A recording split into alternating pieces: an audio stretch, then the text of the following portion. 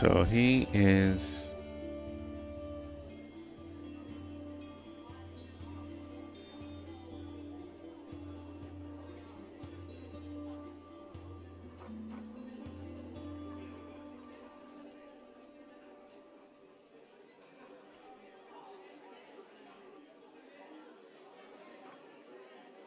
Finesse training dagger. So are you more melee or more mage? Okay, you got two weapon. Oh yeah, you had two daggers in your hands, didn't you?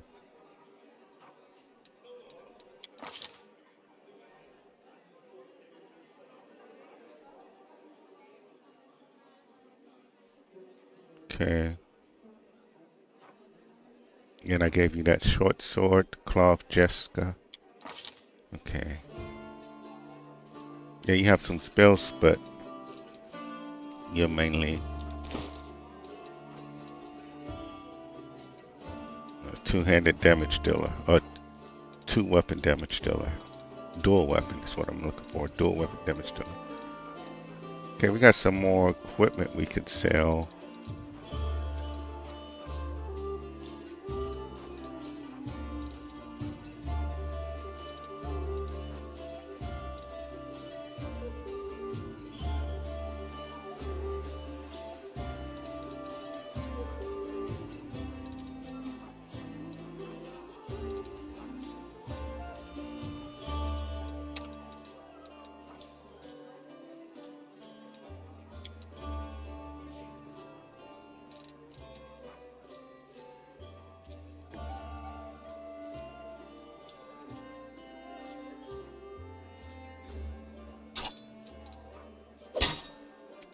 Yeah, the crits go up, but my to hit goes down. We stay with the mace for now. Okay, let's talk back to this guy. Sell what we don't need to be carrying with us and head on out. So I'm gonna keep this dagger because I don't know exactly. I don't know all the rules and stuff yet, so I don't know if him having a short sword and a dagger is and compared to two daggers. So we'll keep this other masterwork dagger just in case he's doing badly with the short sword. The masterworks cold irons we said we're going to keep because cold iron is some stuff seems to be resistant to stuff outside of cold iron. Now this would be beneficial if like they can throw multiple darts in a turn, kind of like in Baldur's Gate 1, I think it was. They can throw the darts pretty quickly and accurately because of how light and quick it is. You just throw a dart. Um, but I don't know.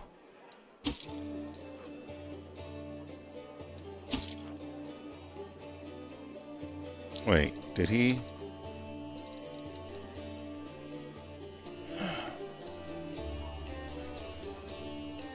Does he even use armor? Well,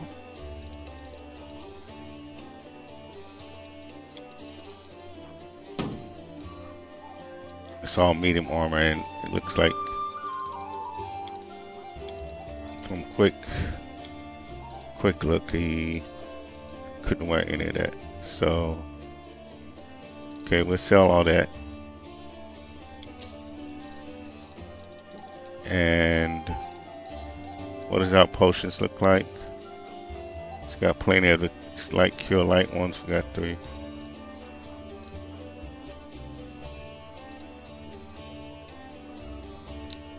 Okay. I don't even know what scrolls we picked up. Got a plethora of inflict light wounds. Okay.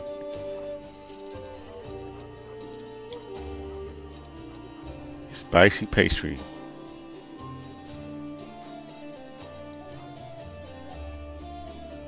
Should give us something else to cook. I don't know about first aid kits just yet.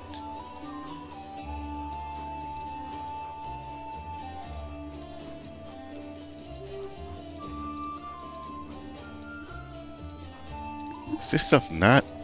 Huh?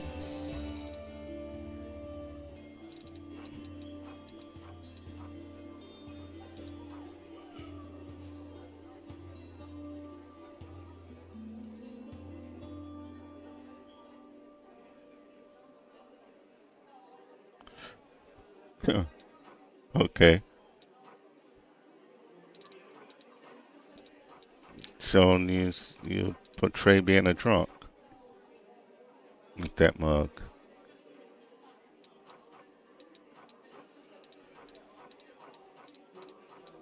Okay.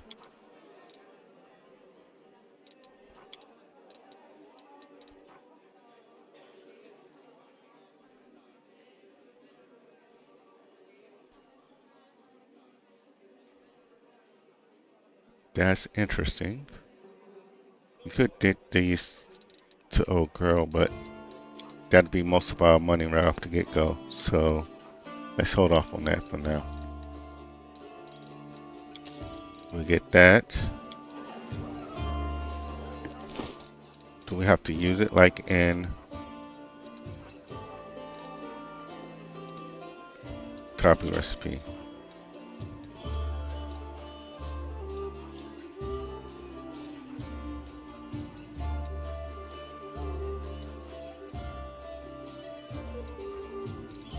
Okay.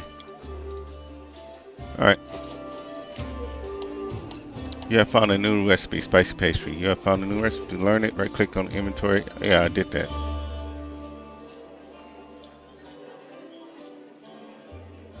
Grant unique bonuses. Okay.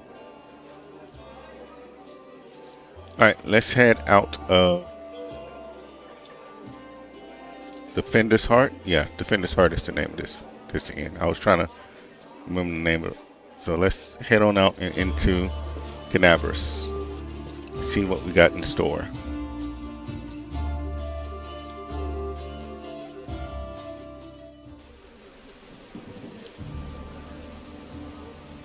Okay, what's this? Been sanctified. It can protect the area around it from the corruption of the abyss. Okay.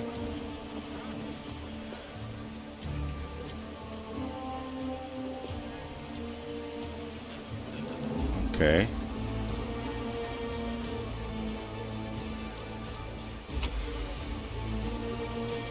Ware root times 4, wooden spoon, wooden plate, and wooden mug. Okay, let's collect all that. So we got people hanging out front, which will make sense. You don't want everybody being inside, because then you get like people, enemy could easily just either barricade you in, trap you inside, all that good stuff. So razor sharp claws, colorful feather, crooked paw. We do it my way.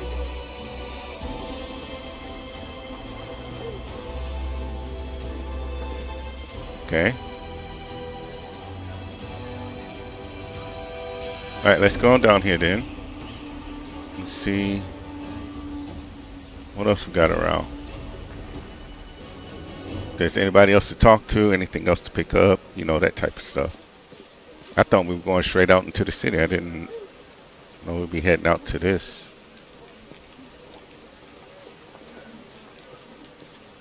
What on earth is he?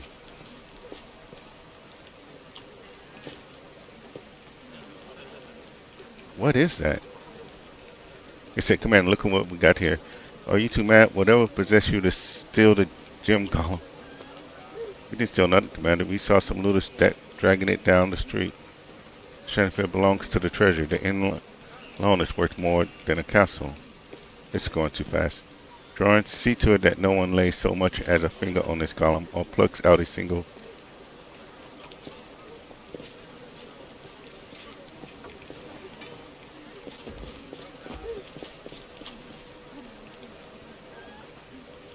Okay. Follow Interesting. if you dare. Today we're alive, but what about tomorrow? Okay. How did city fall so easily?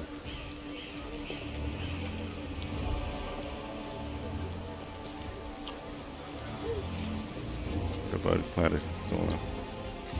Okay, yeah. Everybody's just a chat filler, but we gotta see if we can find.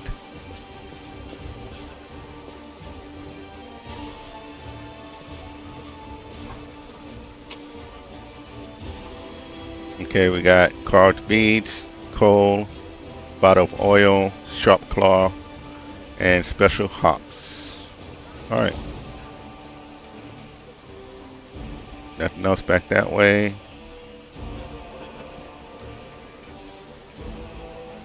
You can watch up there.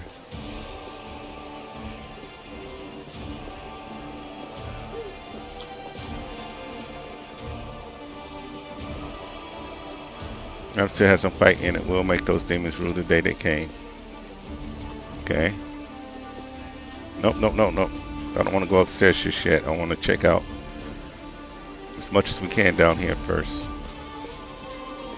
Okay, this is the person that they said that the paladin chick said make sure nobody lays a hand on the golem.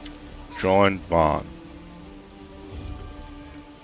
A grizzled dwarf turns a blade in his calloused hands, carefully inspecting its edge. When he sees you approaching, he sets the blade aside and greets you with a nod. A new face in the city. You picked a good time to come to Kenbaes.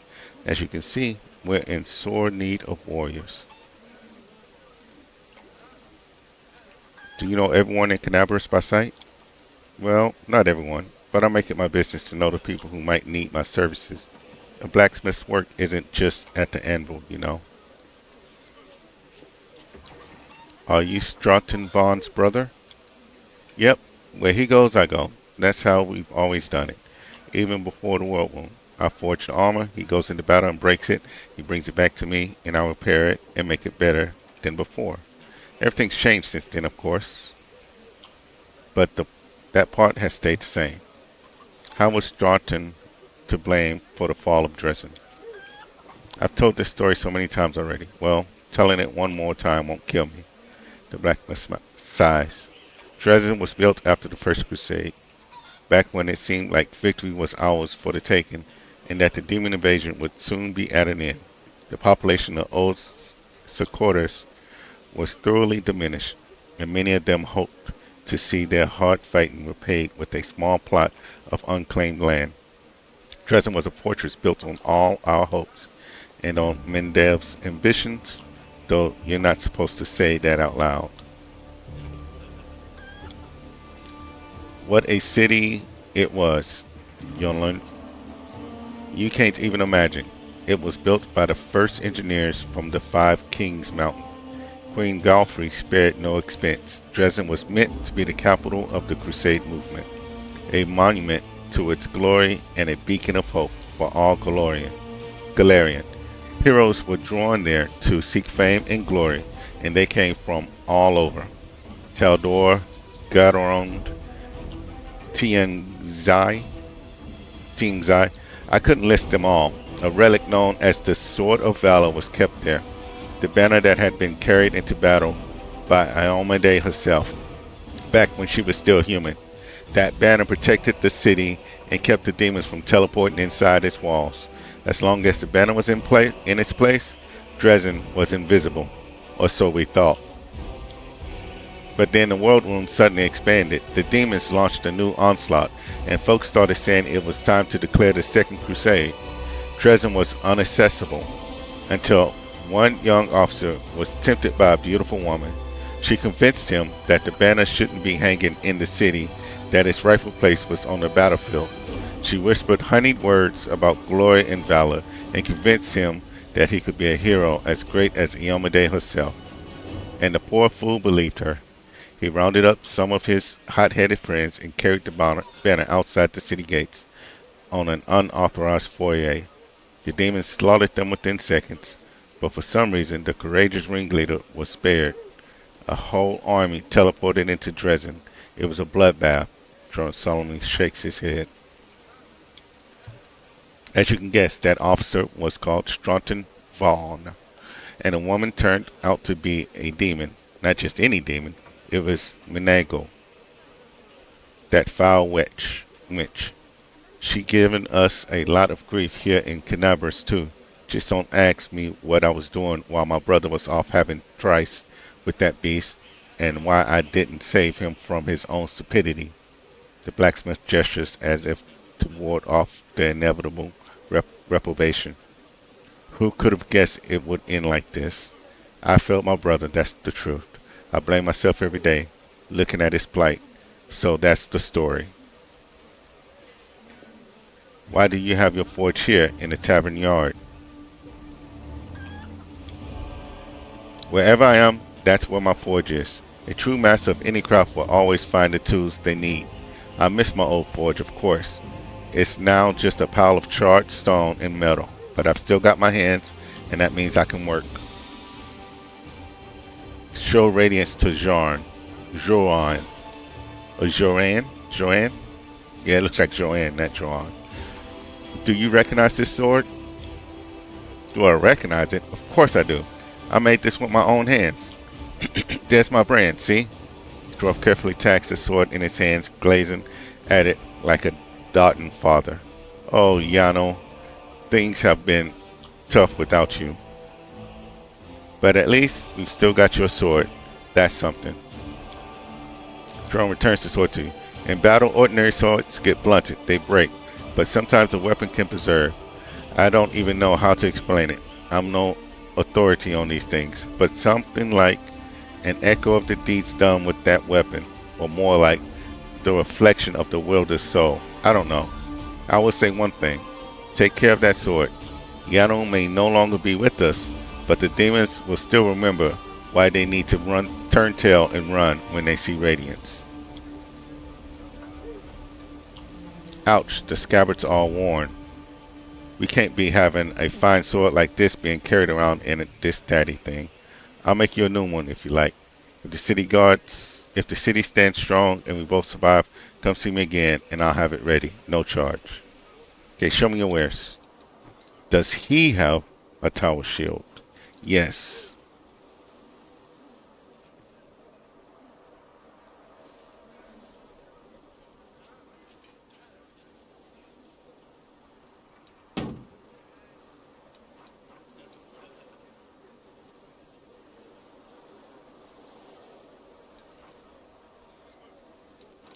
Okay, let's see. I mean, everything is going to pretty much be out of our league if we're looking at these named items. So far as prices, this is what I'm meaning.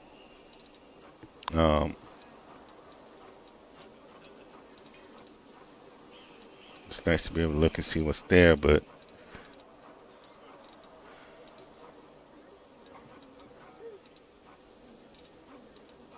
yeah, okay. Good God, you got a lot of stuff to choose from.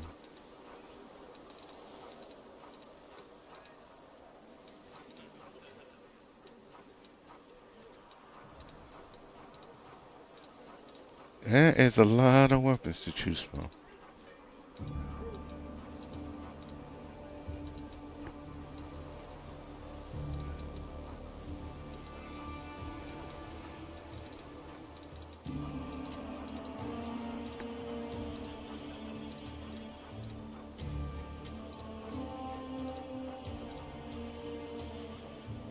Okay, let's look at.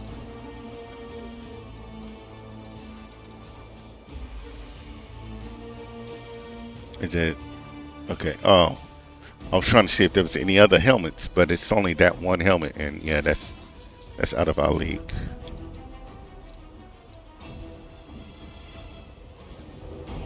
Quiver of cold iron.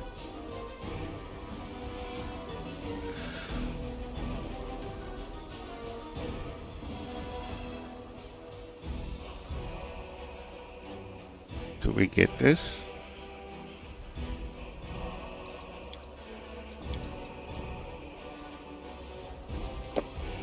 Get one of those.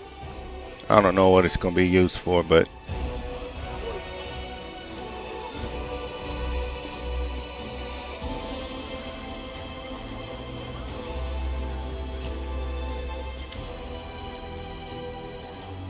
Pre Predesignate painter, Presti Painter Golem. The magnificent and glittering golem, encrusted with gems and covered in intrinsic flowery embossing, triumphantly exclaims, "Happy to be of service.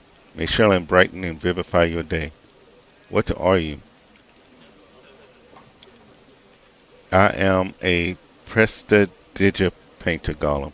Many millennia ago, I was built by Aslantic Silk Aslantic clerics of Shaylin, the goddess of beauty, to make the world a pretty place, a better place. In my joyful service, I have visited many lands, and for the past centuries, I have resided at the Temple of the Sunrise Chris what? Chrysanthemios in Tianzai. But then the good cleric saw fit to offer me as a gift to the Mendavian Crusaders so that you could share in the beauty I can create. Can you do anything useful?" "My creators granted me the ability to place illusions on various items. I can change their color and texture to make them more beautiful and appealing to the eye. Would you like me to cast an illusion over your armor to make it green? Green is a very pleasant color, and it will match your eyes." "What? How did you end up here?" "I was in the Tower Estrade Museum, but then some not beautiful people came and started smashing everything. I asked them to show restraint, and that's when they decided to steal me. After all, I am beautiful and very valuable. They dragged me down the street, but I didn't want to go with them, so I kept stopping. The last beautiful, the least beautiful of my kidnappers threw me over his shoulder and tried to run away with me." "So they were giants, 'cause you're pretty big yourself, and if they throw you..." "But I'm very heavy, so his back made a very not beautiful crunching sound. He started yelling, and then everyone else started yelling, and some of that yelling was directed at me, and then they started hitting me with their not beautiful weapons. And then some good crusaders drove them away and brought me here. And now I've been lumbered with you. Waste of good metal you are, and instead of working, I'm supposed to keep an eye on you so no one is tempted by the walking treasure trove. What can you do to help the war effort? I was not designed for any type of combat, yet I can bring beauty and harmony to any type of combat." "Okay, I want you to cast an illusion on my gear. Happy to be of service."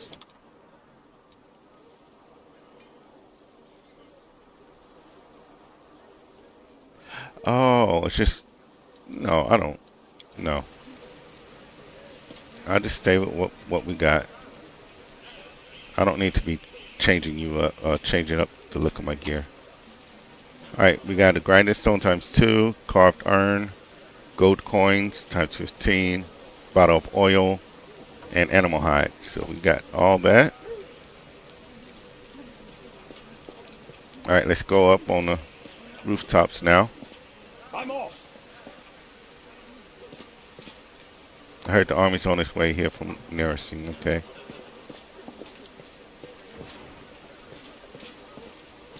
Nothing this way.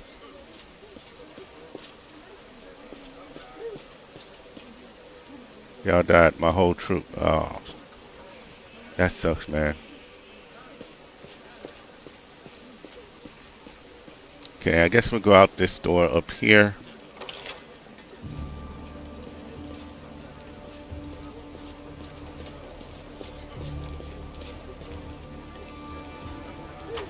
Yeah, we'll go out this way.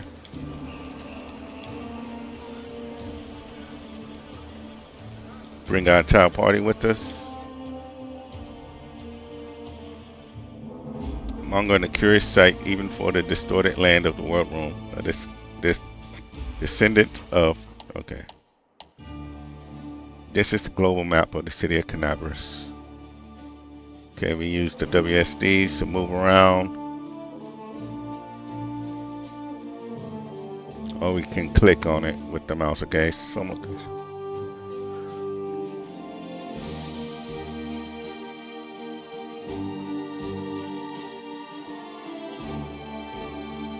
okay. Then we, okay, yeah. I meant to quick save before we left that thing anyway.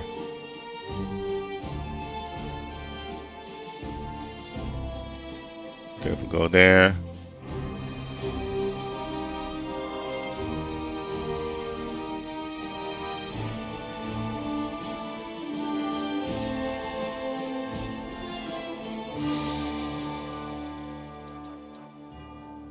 Don't know what that is.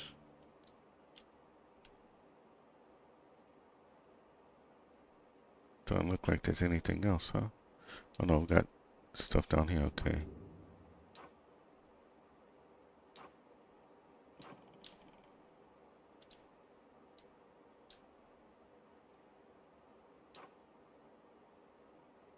Okay. Let's do this tiefling thing first. It seems to be closer.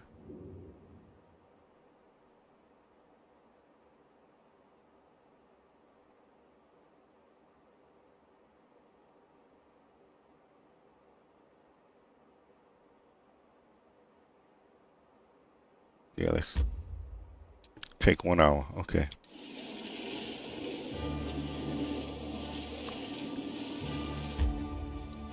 Yes.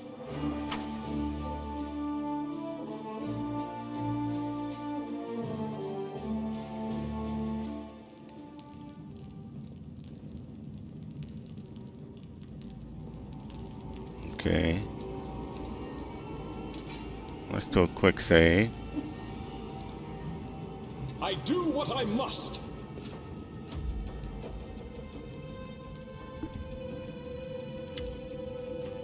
The basement is dark and dank, and you are immediately struck by the hostility of the gathered tieflings. 5 of them are kneeling along the wall, separate from the rest. The tall woman, who had been cleaning her fingernails with the tip of her knife, greets you with a narrowed eye. Brother Warliff,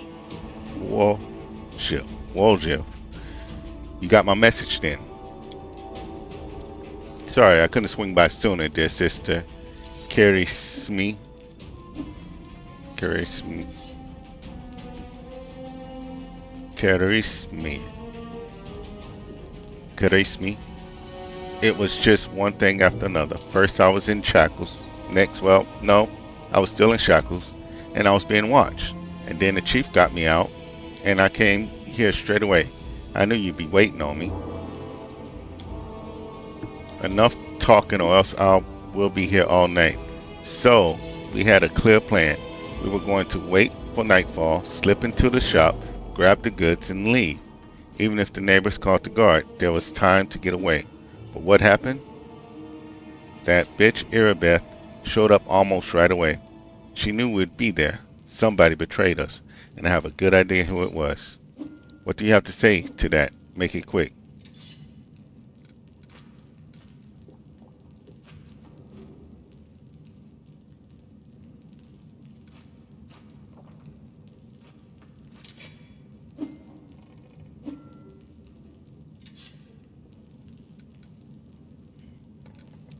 Do you think Wolof knows the name of the traitor? Sister Charisme. He speaks. I thought Wolshift only brought you so he'd have someone to hide behind if things went south. Yes, he knows the name of the traitor. Every gang that brother Woljif has been a part of has very quickly come to an end. Their hideout location was passed to the guards, or their competitors found out where they could ambush them. Woodruff is the only one who always comes out smelling of roses. If you think about it, you'll come to the same conclusion as us. I'd have said that meant that Woljif was cursed with finding friends among losers and screw-ups. But now that he's with us, that must mean the curse has been broken. Oh, land. That depends. He was indeed most fortunate to find himself in a party with me. On the other hand, he also ended up in a party with you. Oh, she's talking to that sister. What's her name? I already forgot. Let's do the lawful. The burden of proof lies on the accuser. Wujif doesn't have to prove anything. In a single fluid motion, Kirsme adjusts her grip on her knife so that she is now holding it by the blade as if preparing to throw it. Burden of proof? Are you a city guard or something? I don't know how it is with your lot, but in the family, the highest rank is always right. And here, that's me. You performed the action that was lawful. Okay, but Kenbaes is burning. Why are you squabbling here instead of fleeing the city? I'd be glad to leave, like the rest of my brothers and sisters, but in the family, there's nothing worse than betrayal, and it's something we do not forgive. We don't we don't forgive anyone who lets traitors off the hook either. If I don't find the rat, my superiors, let's just say I'll wish I was burning in Kenbaes. I want to keep living, so I'm going to take a chance until I find out who is a traitor here. No one is leaving. Woodruff, tell us your side of the story. What happened? What's there to tell? About a week ago, Sister Kirsme got 6 of us together in this very basement. Me and those five over there. I mean, Woodruff jerks his head towards the 5 thieflings kneeling by the wall. She rounds us up and she says we've got a score. And center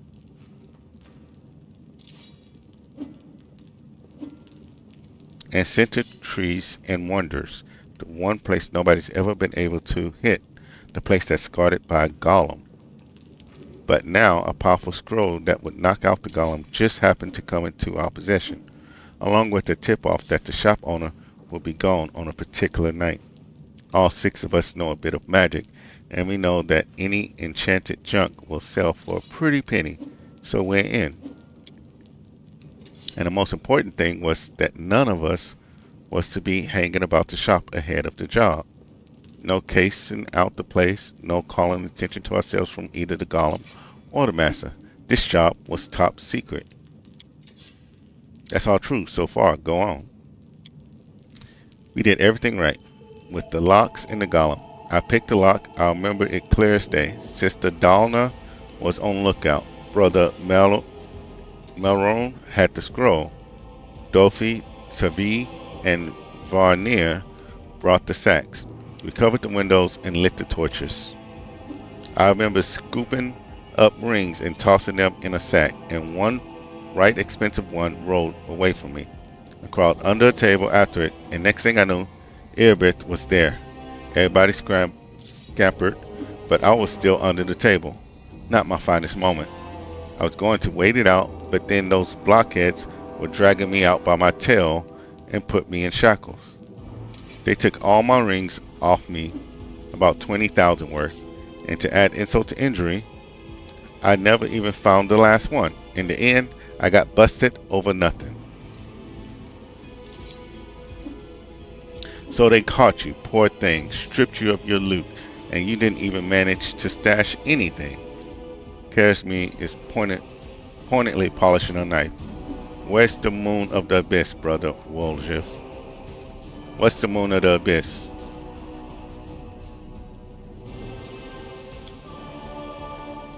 It was an amulet. It used to sit on a little cushion in the window of ancestries and wonders. Sterling silver sparkled like a star, fine piece of work. On one side there was a half moon, a crescent, a waning moon, and in the middle there was a dark crystal, like it was eclipsing the moon.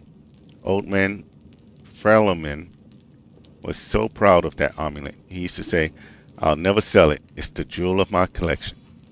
Woodruff sighs unhappily. I used to go there to see that kind of treasure. What kinds of treasures there were in the world. There's nothing else to look at in Kenbaes. People used to claim it was a powerful thing, but who's to say? If you ever stole a thing like that, you'd have the guards on you the second you tried to fence it. Everybody knows that you were always hanging around ancestries and wonders, drooling over the moon of the abyss. Did you think you could swipe it in all the commotion and keep it for yourself? Did you hope that we'd all be locked up and you get off scot-free and with a fancy trinket to boot? Don't take me for a mug. Don't take me for a mug. Well, Jeff, I see right through you. Why would Irbith arrest her own informant? Took the words right out of my mouth. It doesn't make any sense. If I was the rat, I'd have kissed her on the hand and been long gone by now. You know me, sister. I'm a cautious fellow, not an idiot. Why would I go against the family? So the fish in the saline can have a nice Wolf-sized dinner? Okay, the moon of the abyss is a pretty bauble, to be sure, but it's just an omelet, and it ain't worth dying over. You knew Irbith people would protect you. You knew you could pin the moon going missing on them, and now you've come here with backup. You know exactly what I was going to say to you. Only problem is nobody's returned the amulet to Freliman. Are you giving Irbith a cut? Is that it? Have you seen her? Do you think she'd take a cut of anything I offered her? She can't be bought. She's like 3 heralds of Eomade all rolled into one. He speaks the truth. You'll find some knights who'll take bribes, I'm sorry to say, but Irbith Terbade isn't one of them. Okay, go on, Waldriff. That's the whole sorry story. Waldriff crosses his arms, looking affronted. Some family this turned out to be, so just a name in the end. In a real family, people take each other at their word. They don't throw around accusations. I didn't take the moon of the abyss. What am I going to do with it? You can't sell it to no crusader. It's a special item. You can't wear it. It'll get nicked. It's pretty to look at, sure, but it ain't that pretty. Okay, this guy has a way with words, though. If it's that important to you, sister, Karismir, I'll find it, and I'll drag the traitor here by his horns, just so you don't end up at the bottom of the saline. But do you know what you're going to owe me for that? An apology, right here, in front of everyone. You're going to apologize loud and clear so everybody hears it. You'll say, sorry, Wolshift, you're a good guy, and I was wrong about you. Fine, you're one of my people, which is why I'm going to give you some time. But if you run, Brother Wolshift, the family will get you wherever you go. You'll spend the rest of your life looking over your shoulder, tossing and turning at night, fearing poison in every cup and every meal. You'll look into the eyes of every tiefling you meet, wondering if the family's come for you. You'll have no peace, but one day you'll be tired of running. You'll stop to catch your breath, and that is when we'll get you. Got that? You've a way with words, Sister Karismir. I just said that about you. A way that almost made me wet myself, but a way nonetheless. Let's go, Chief. We'll go chat to that scary gal, Irbeth. She knows you a little. You can ask her who ratted us out. I'll let you do the talking. Okay, we'll find the real traitor. And I'll get my apology. Onward to Irbeth, Chief. Let's go clear my good name. Without the traitor, but be quick about it. Time's running out. I don't want to get chewed up by demons. Okay. Can we talk to these guys?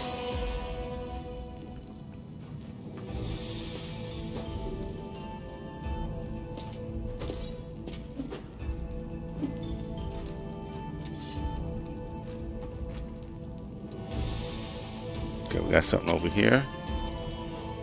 Flame tongue, mix of spices, 3 more muted fishes, and tainted fowl 2. Okay. Can we do something about this door? Hey, if you value your life, you won't even look in this direction. Okay.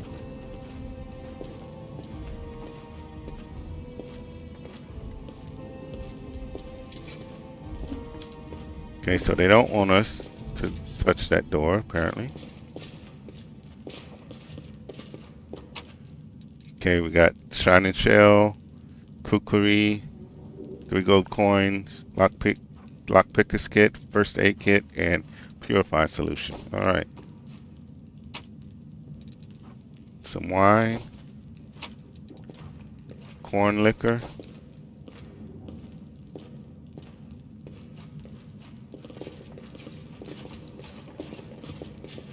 Alright. Let's go back. Do we want to go back to the... Well, it's kind of on the way, isn't it? The Fitness Heart is kind of on the way to all this other stuff, so we'll stop by the Fitness Heart, then we go to the Market Square.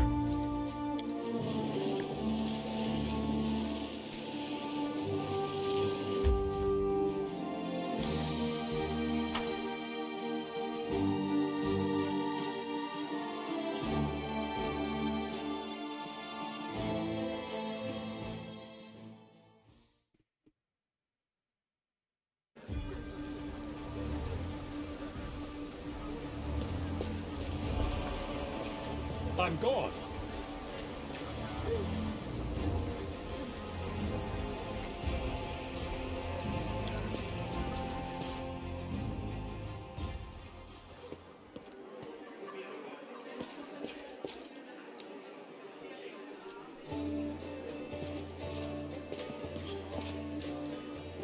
We got some loot we missed. I'll read that later.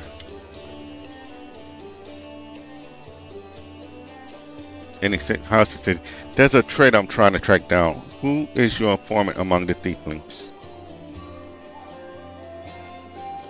Erebeth arches her brows in surprise. Kenbaes is threatened by a demon horde, and you have enough spare time to help out thieves? Besides, I don't like this, but I hope you know what you're doing. I'll tell you everything I know. I did not see my informant's face. He slipped out of a dark alley, handed me the note, and disappeared. Erebeth hesitates as she tries to remember. He had a cloak with a hood masking his face, but the long horns, didn't fit under it.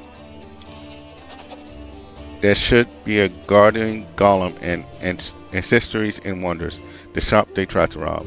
The owner gave us the construct code word just in case. The golem itself was destroyed, but the head seems to be intact, so you can interrogate the thing and find out what it saw. The code word is Hand of Erority. Master of Masters. Okay. The shop's owner must have escaped, but there's a chance you'll get lucky with the golem. Alright. Go, man. Eomade, keep you safe. Okay.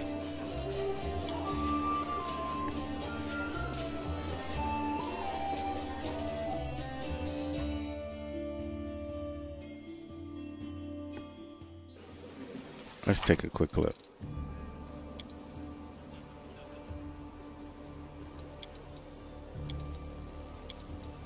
So all these is chapter timed.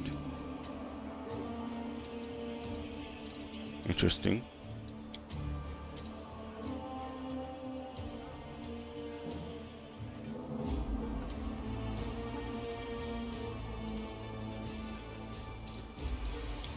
Yeah, I don't need to see the completed quest. Okay. You said marketplace next, right?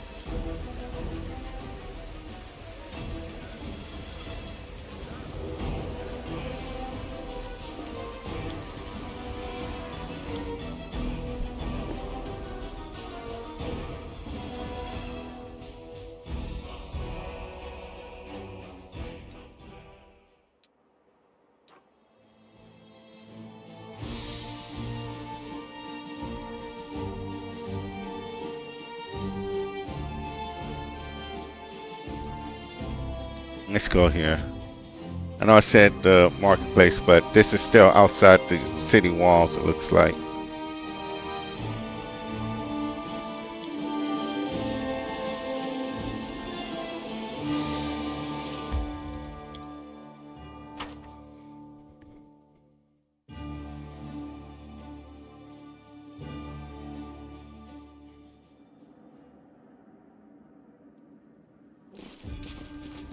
Hello? Is anyone there? What? Please, get me out of... I can hear your footsteps. Pull me out. Hello? Free at last. I thought I'd be flattened like a pancake into that rubble. Much obliged. Damn, I'm not in any pain, but my head is so foggy for some reason. What's with all the hubbub in the city? The name's Finian. I'm a Pathfinder. If there's anything I can do to help, I will. It's a talking weapon. You're a Pathfinder? That's right, Finian Dismar, Pathfinder and Crusader. I roam around the world wound wherever my tasks lead me. Scouting mostly, but this last while I've just been hanging around in Kenbaes, waiting until I'm needed again. I'm bored out of my mind, but at least this shop makes for better lodging than some inn. Okay. What I meant was, what are you? What's that supposed to mean? I just told you. You want to know where I hail from, is that it?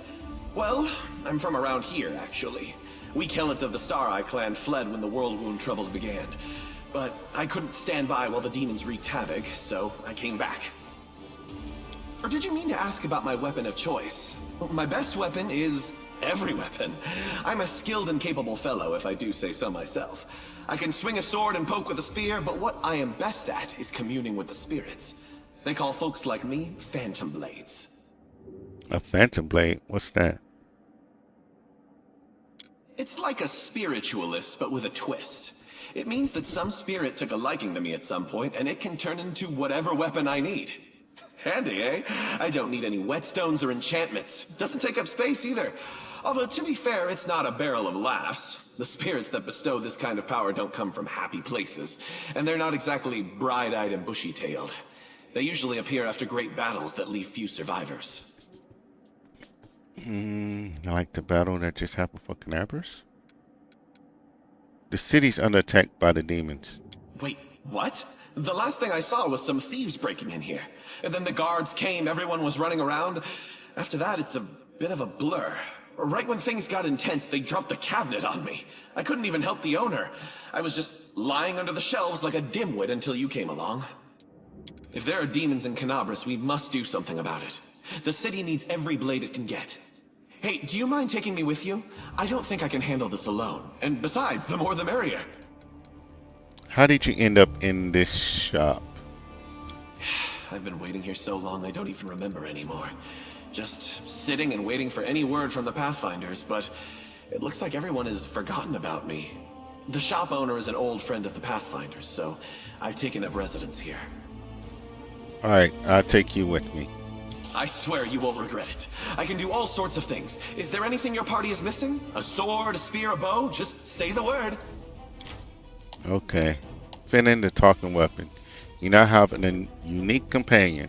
Yeah, Finian the talking weapon. You can access him through a special button in your inventory. Click on it to start a dialogue with him or to change his form. You can take the shape of any weapon and you can then give him to one of the characters in your party. There are no limitations to changing Finian's form. Finian will become more powerful as his personal story progresses. Okay.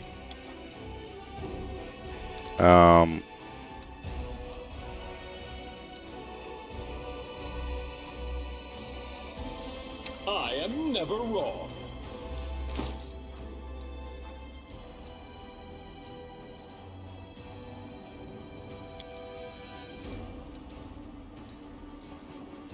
I don't know what to change him into. I mean, we got starting equipment.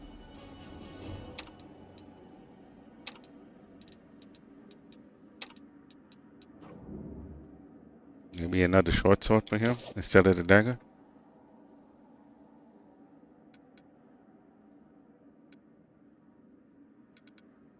Hail to the adventurers. You know, I've never regretted following you. Everyone seems to evolve around you like beavers in a mill wheel. I'll have a lot to write in my reports to the Pathfinder Society, although thinking about it, it's been a while since I last sent them any reports. I want to talk about you. Sure, go ahead, although I haven't really done anything noteworthy yet. Do you realize that you're a weapon? What kind of question is that? I mean, sure, the clerics keep going on about every crusader being a weapon of Iomade, but I don't speak of myself in fancy words like that. I'm just a lad with two arms, so he doesn't realize. Two arms, two legs, and more freckles than I'd like. I chose where to go and whom to fight for. I don't want to be someone's weapon, you hear? Eredin is dead. Now everybody decides their own fate. Okay, how did you become a Pathfinder? I've always wanted to be one, ever since I was a kid. I remember I'd go out to the edge of the village at sunset and then just keep walking until I got tired or someone dragged me back by my ear. It was like something was drawing me away from home. My clan wasn't the nomadic kind. Before the world, before the wound opened, the idea of traveling anywhere would never have crossed the minds of many in the clan. They were content with their community or their patch of land, but I had always wanted to see what lay beyond that bend in the road, over that familiar hill, beyond the horizon. My father, he wanted to teach me to be a shaman, like him, but as soon as I came of age, I was off looking for the Pathfinder Society, and I found it, in Iz. After 3 weeks of travel on foot, I passed the rituals, and they accepted me. My father hasn't spoken to me since, but that's alright. Once he hears of my great deeds, he'll come around someday. All I wanted was to rush off to some faraway land and find a treasure trove no one else had discovered yet. But I knew I had a duty to saw quarters. Then the wound opened, the demons, the havoc. In the end, I never went anywhere. But as soon as things calm down, I'm setting off to explore Aslant. I've already decided great ancient ruins. That's my kind of life. Being surrounded by the wreckage here is depressing, as I'm sure you know. Lost continent. Okay. Aslant is a lost continent in the Arcadian Ocean that was the first center of human culture on Galarian, brought together by the intelligence of the ancient aquatic race of Abelis. Aslanti society and the culture grew by leaps and bounds until their arrogant leaders began to think of themselves as superior to their inhuman masters. In retribution, the Abelis called down the meteor shower known as Earthfall in 5293, sinking the entire continent and condemning Galarian to the Age of Darkness. Now all that remains of the once mighty continent are a string of islands and atolls spread across a large swath of the mid-Arcadian Ocean. Okay. Do you remember anything from before you ended up in Kenbaes? There's uncertainty in Finnan's voice. I mean, a lot of things happened. I remember how happy everyone was when the Wardstone was placed in Kenbaes. That was some celebration. Finnan silent for a few moments. And I remember when the cultists took me, cut down my whole party, and dragged me to their ringleader. Don't know his name. Everyone just called him the Bladesmith. But after that, my memory is all fuzzy for some reason. He didn't sacrifice me or anything, just knocked me around. Said he'd been looking for a phantom blade for a long time. I don't remember why. How I escaped and what I did, I can't remember that either. Some crusader picked me up in the wound, brought to Kenbaes, and that's where I stayed, licking my wounds. Maybe there was a mix-up and now they think I'm dead. Why else would none of them contact me this whole time? The Wardstone, you say? What you're describing happened decades ago. That's rich. Next, you're going to tell me I've been sleeping for decades.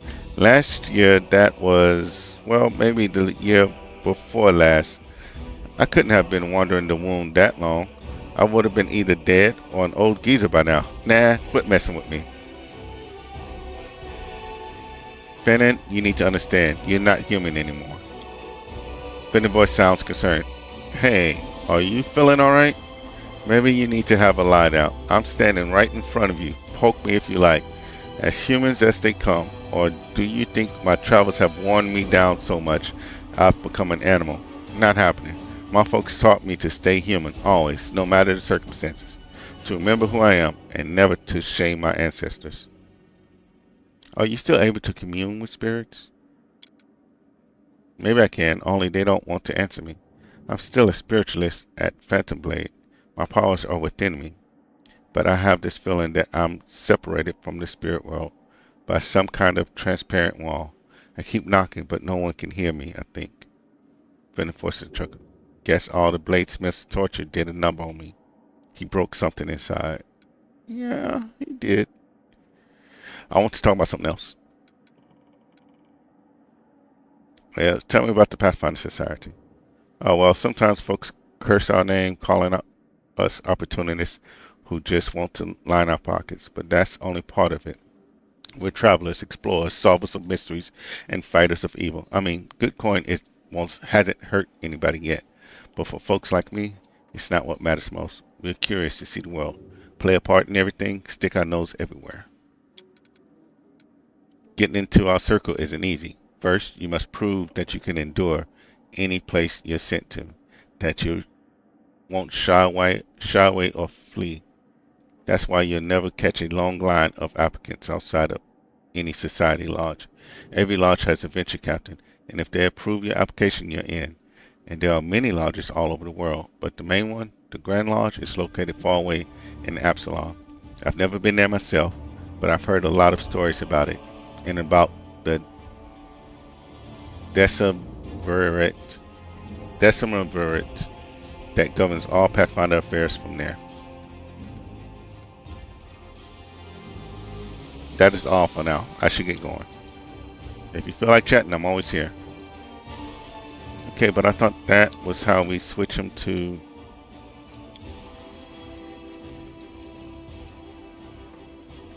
Oh, this is how we switch them. Okay.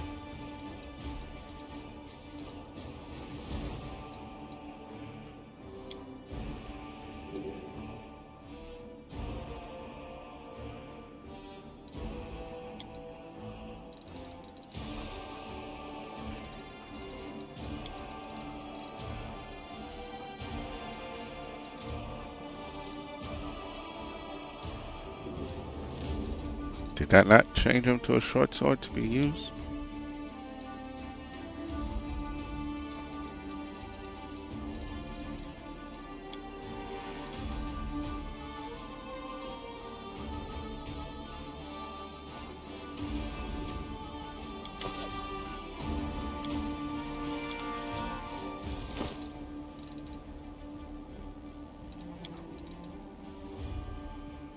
Okay, that does not seem to be doing anything.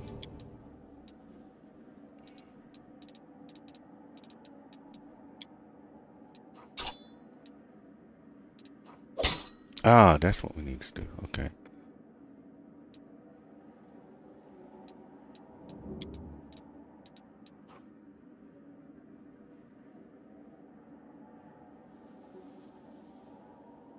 Okay.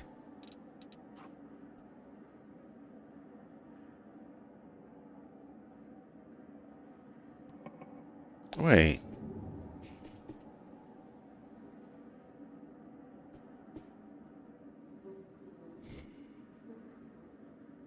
It's doing more.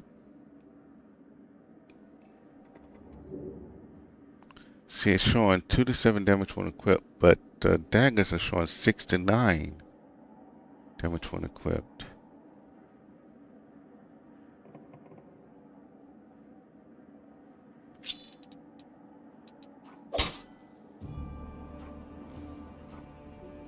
Three to 13, but if we go back to the dagger,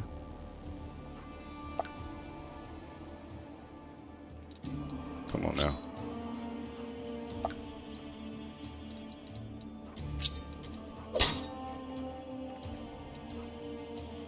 So it is a higher top end, but even the range is better that way.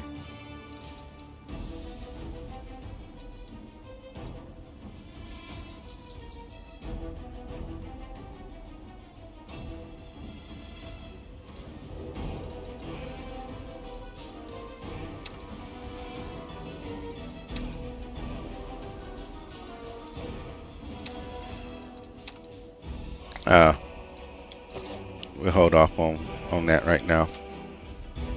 Some scrolls have been torn apart and some have been trodden by muddy boots. Okay. Polished oak shelves once showcased magic rings and omelets. Now all that's left are the grubby handprints of the robbers. Okay, We same do it thing. my way. Might be trap, might be Can't hide treasure. from me. Okay.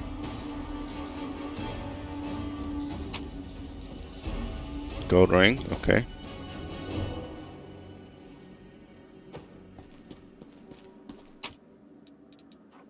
Demonic heart. Okay.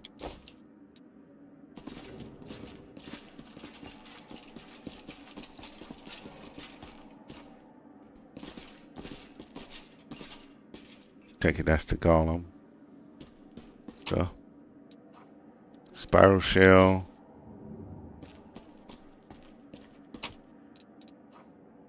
Pipe fox. Summons a pipe fox pet. Pipe fox provides 3 insight bonus to knowledge arcana and 2 insight bonus on perception skill checks. Okay. Card figurine. Gold coins. Counterfeit dark sunhum's jewelry. Midnight Moor. And blood vial. Okay. Let's see.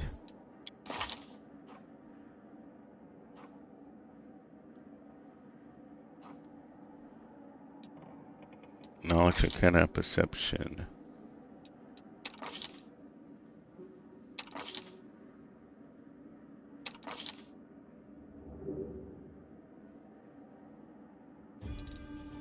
He has our best knowledge arcana. Okay.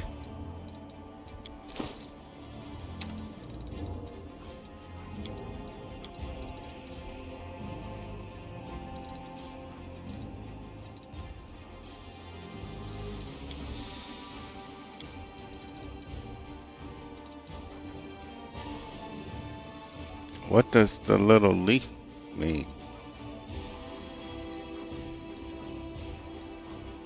Oh, that's probably a quill saying stuff that he can write into a spell book. Okay, that's probably what that is.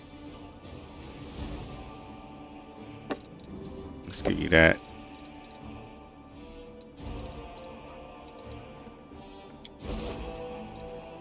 Something wrong?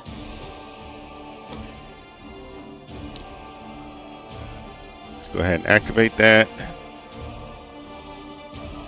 before we try to start talking to this golem.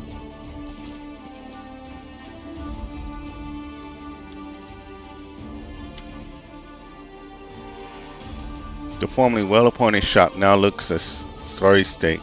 It has been completely ransacked. Lying in the corner next to a scorched wall are the soot-covered shards of a clay golem's head. The golem's eyes glow in the gloom. Master, code word. Hand of Eora. Code word correct. The golem's eyes glow brighter. Awaiting orders.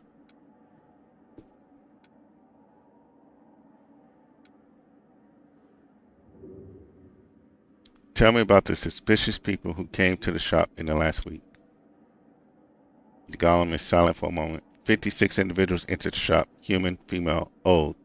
No, male, old. Human, female. He been reeling off customers till nightfall. We need to ask it in a different way.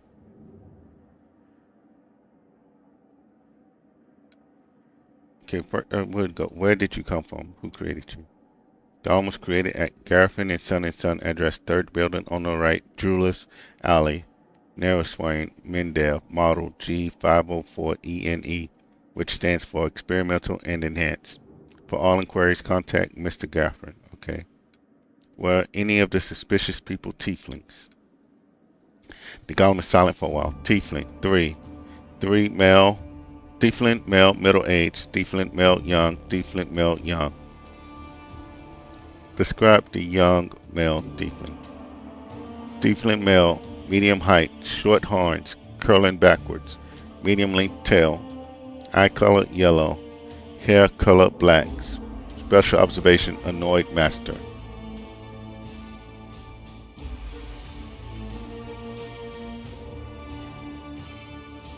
Short horns, so it couldn't be the informant. Horns, hair, tail, that sounds like me. But it's not possible. I know what the security's like here. I didn't come near the place. I give you my word, Chief. No special observation. Subject was unremarkable. There, see? Couldn't have been me. Describe the middle-aged male tiefling.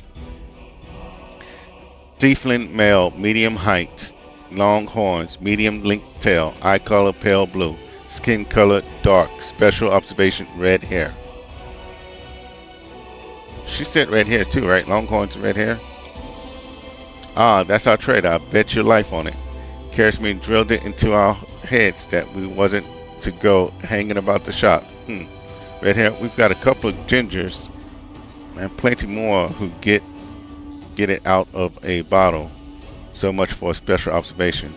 Golems aren't all that cracked up to be. Maybe its master knows more. Describe the female tiefling.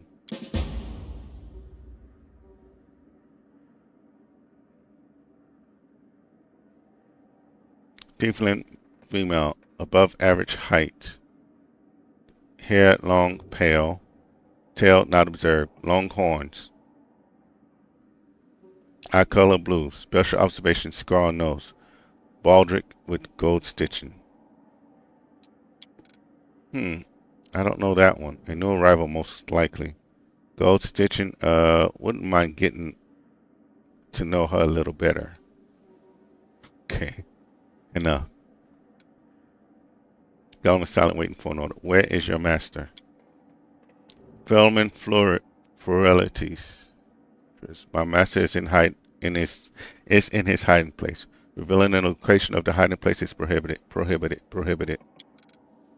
He likely hold himself up in the basement when the commotion started. The entrance should be around here somewhere.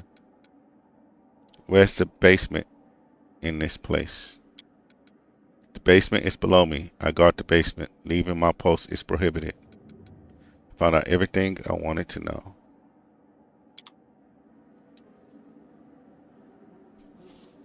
Okay. Let's do a quick save. Let's see if we can get some athletics.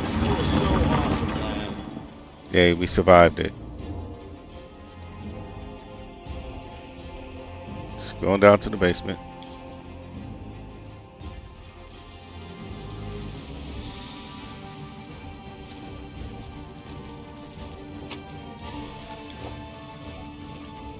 There's wine, port, and another thing of wine. Alright. This is my kind of work. Incense, shining shell, purifying solution, and colorful feather.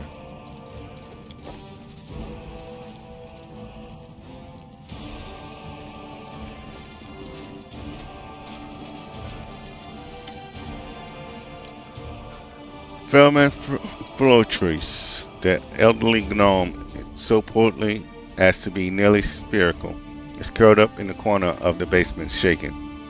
Marauders, bandits, scavengers.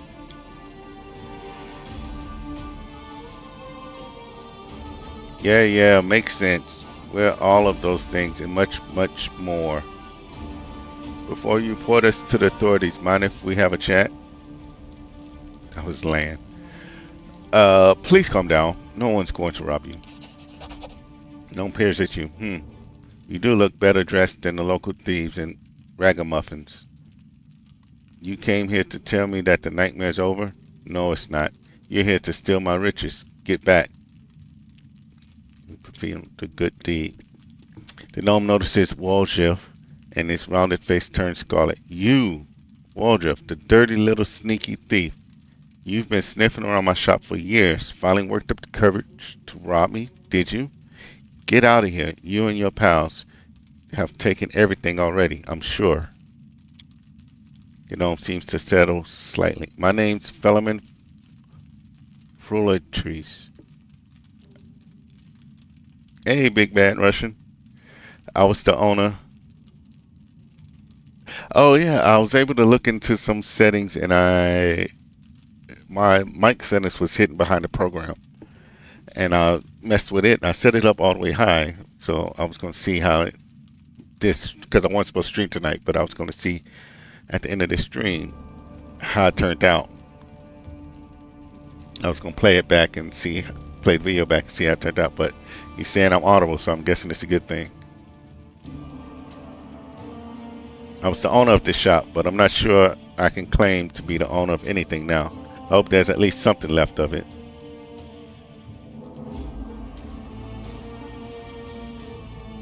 Oh, yeah. Well, I think I figured it out. Um, is it a good balance between the game sound and my voice, or?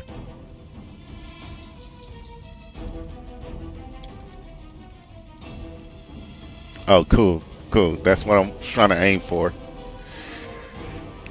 Oh, come off it. Your shot's fine. It's a bit ramshacked, maybe, but nothing a bit of spit and polish can't fix.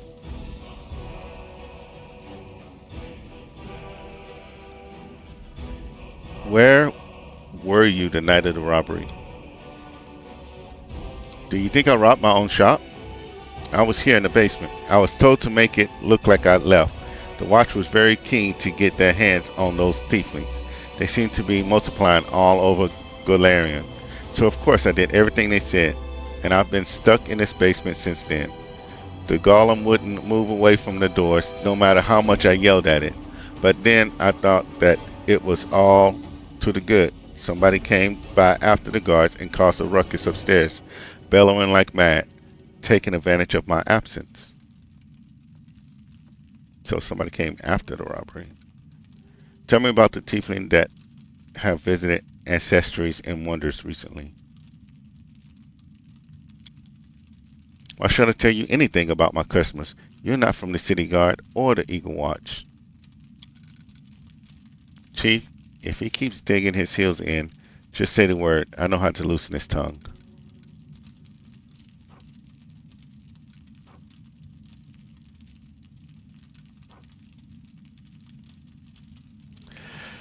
Okay, I guess we have to back up with Woolshift, but we'll try to bluff and say that we're helping out the Eagle Watch. I'm helping the Eagle Watch to catch the culprits. It's in your interest to tell me everything. Dang it, we keep failing these things.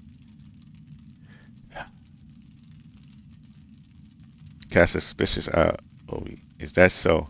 How do I know you're telling the truth? And since when is the Eagle Watch in the habit of sending strangers to do their work for them?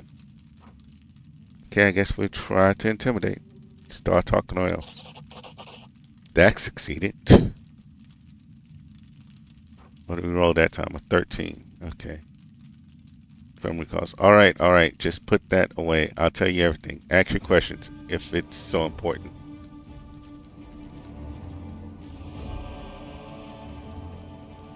We'll ask about the other two before we ask about the redhead. Tell me about Woolshift. Woolshift's Jetro, right? Yes, I've known him a long time, though I'd rather not know him at all. He's been skulking around my shop for years, treating the place like a free museum. He's always wanted to look at the moon and of the abyss. I'd chase him out, but he just slink back in again. If he was with the gang that robbed my shop, I'll bet anything he swiped the moon. How come? I'm the prime suspect. Whoever betrayed us all, that's the one who's got the moon. I want to see it return too. You get me? I don't like the idea of other people's grubby mitts on it. Tell me about the tiefling woman. Fairman scratches his chin. A tiefling woman? Oh yes, I remember now. A noble lady, unlike the tiefling ruffians we have around here. She purchased medical equipment for the crusade, and she promised to come again. If only all tieflings were like that. I'll be laughing all the way to the bank. Okay. Tell me about the red-headed tiefling. Family falls to thinking. Philemon false to thinking. What? A red-headed tiefling, I suppose. Yes, there was one who came in, spent a long time looking around. He was a person of modest means. I could tell by his clothes, but he asked me to show him an Ashmere-made chainmail. He certainly couldn't afford it. That's when I suspected that something was off. I checked everything after he left, but nothing was missing, and that put my mind at ease. I can't remember what he looked like. I didn't get a good look at his face. All I remember is that he was wrapped in a green cloak like he was freezing, but that's all I have. Long horns, red head, green coat. Okay.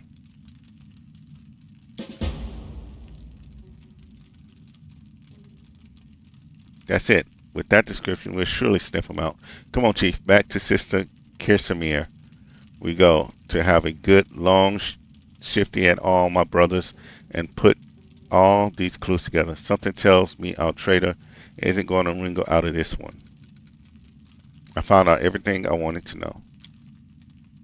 If that isn't enough to help you catch the thieves, then I don't know what else to tell you. Now be on your way and leave me in peace with my wreck of a shop. Okay.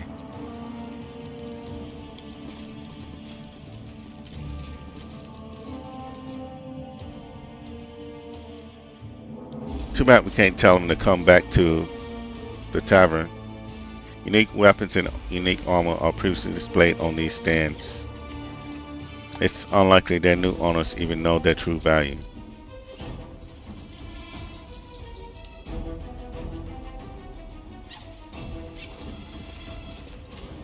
Follow if you dare. Okay. Let's go on head on out. We'll head back to the Defender's Heart. Or not the Defender's Heart, to the Tiefling's hideout.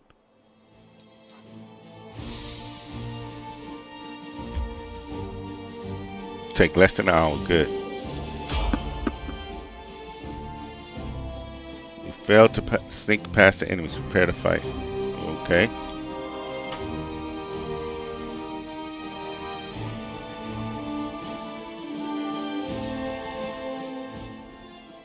We are the light.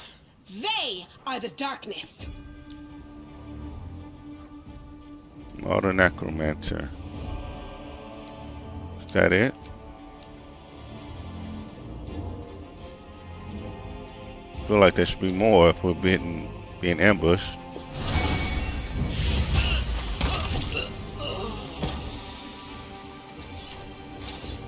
Maybe not.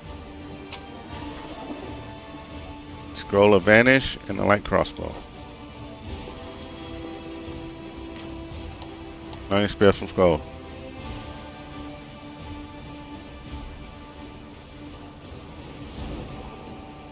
Okay.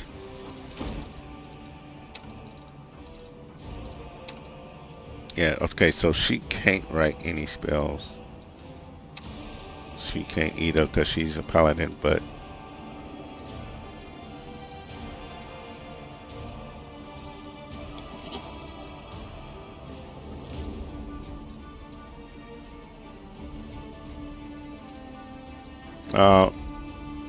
let's not go crazy at them right now. Especially considering we can't even cast level 2 spells right now. I'm off.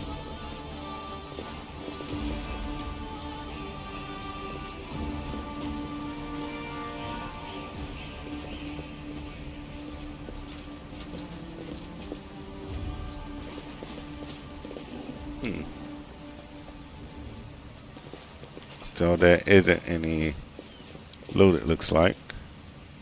That's just what I'm trying to check out. Make sure there's no loots. Okay.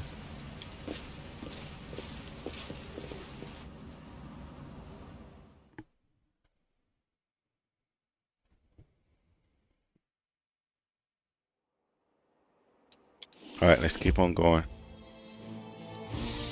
Let's see. Yes, we're entered. So, Big Bad Russian, I hope everything's been going good, man.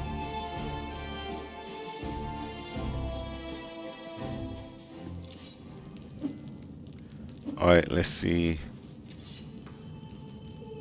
He has on a green cloak. Red hair, long horns, right? It's probably Melorun. Or no, he's got black hair, right? Ranar. His cloak is mighty green though.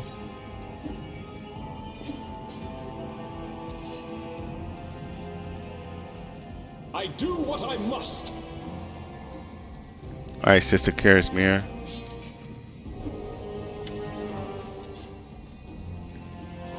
Drums her fingers nervously on Karismir drums her fingers nervously on the handle of her blade. Well, are you going to tell me who the traitor is? The name and the moon of the abyss that they stole? I don't need anything else.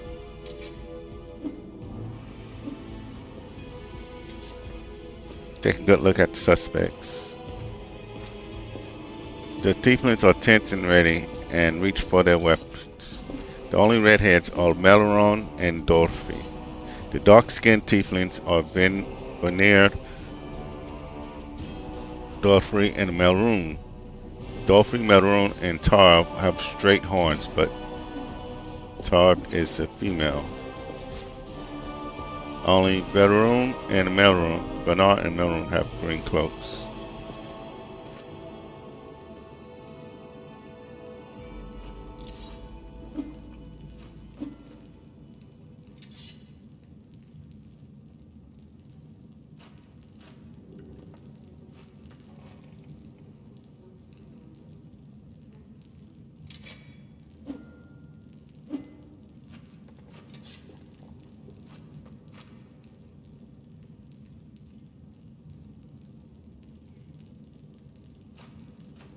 Let's double check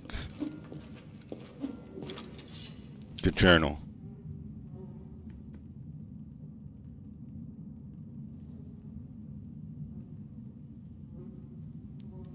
Yeah, the incompatible evidence, the only way. Dark-skinned, red-haired tiefling man with straight horns.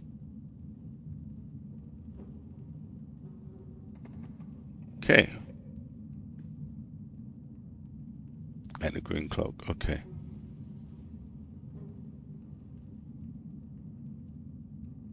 Okay. So it is the Melorun guy. Right? Because Melorun is redhead. Melorun is dark-skinned. Melorun have straight horns and a green cloak. So I'm ready to give a name. The traitor is Melorun.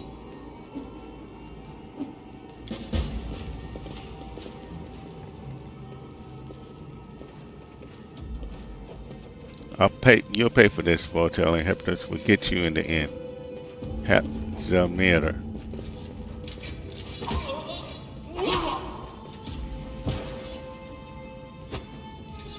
Who is Vortel and Hepzamir? Take him away for questioning. Deduce traitor's identity. Jasmine looks wary, but her early attention has clearly lifted. He confessed someone connected to the cult of Baphomet ordered him to steal the moon of the abyss, and the best idea he could come up with was to drag us into it. He got the scroll to take out the golem. He betrayed us to Erebus so that he could swipe the omelet into chaos.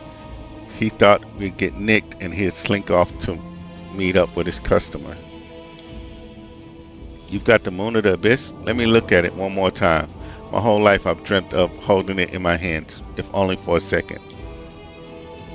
He said when he got to the window display the moon was gone. He's lying, of course.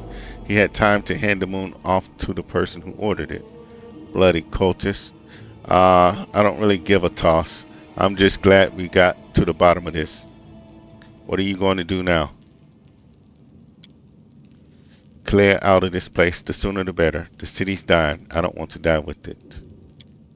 This city would have already died if not for the people who stood up to defend it with weapons in their hands. So defend it. I'm not stopping you. It's your city, but we've always been outsiders here. Why would we fight for you now?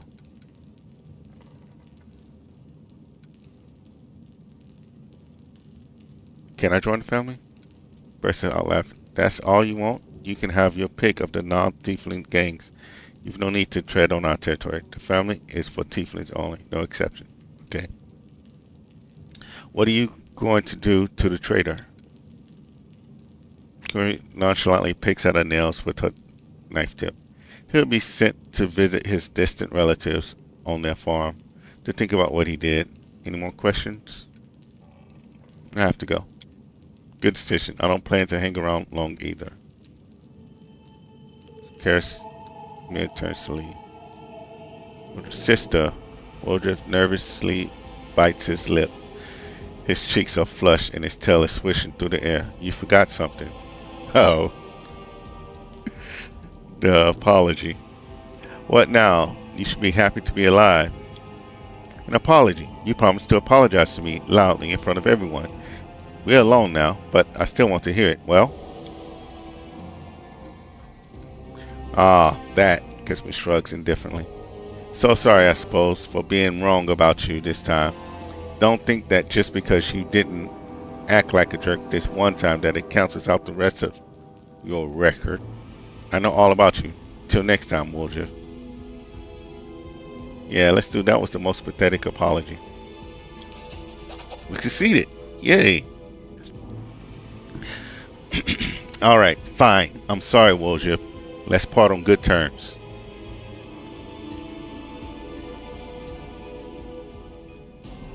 No, we're not going to push our luck.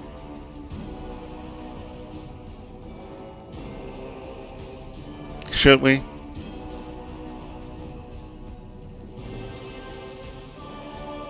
Well, we need at least a 14. And as our rolls have been going, no, I don't want to make anything worse.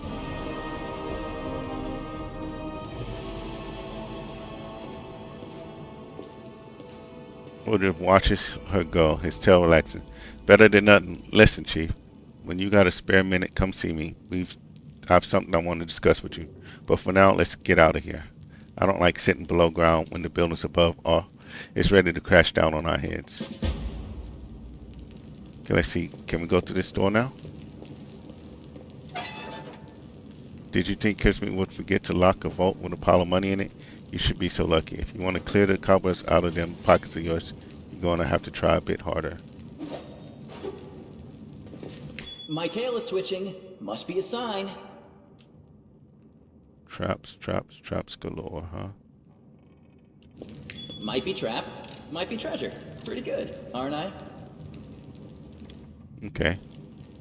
Good job. We get forked tongue, citrine, and agate. And got another. Let's I'm bring. gone. Everybody's crowding around that corner for some reason. Jade. And 2 more agates. And there's a door here. Where does this door lead? Kukri and a comma. Okay. Tiefling's account book. Let's read this. Dolphin chemical tools and reagents, 185 gold. Dolani violin antique needs appraisal, 10 gold taken out. Roger's magic scrolls, 420 gold. Top work in the square, 15 gold. Note, I bet the swindler got 5 times the amount and pocketed the difference. I need to give that rogue a good scare next time. Gives me 80 gold taken out. Informers contact other expenses. Work in the market, 25 gold for Dolphin. Melroom, 70 gold taken out for 2 replacement. Okay, this is just a list.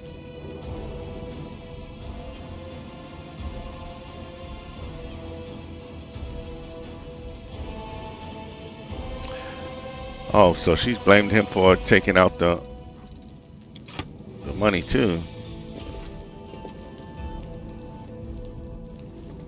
Okay, we're not seeing anything else in here. Okay. Let's go back here, make sure. Yeah, looks like everybody's cleared out. Okay. We do it my way. Okay, now we're going to the marketplace.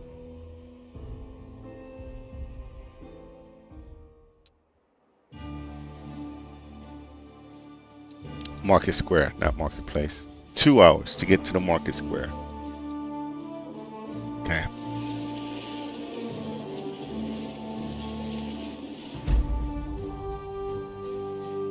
Fallen horse.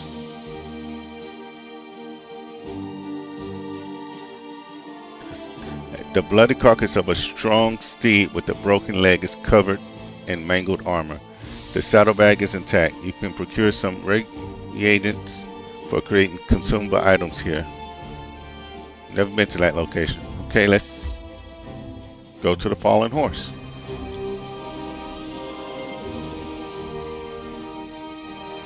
We get cheese, butter, rainbow quartz, and razor sharp claw. Okay, let's collect all that. That's it. Okay. Continue on to the market square.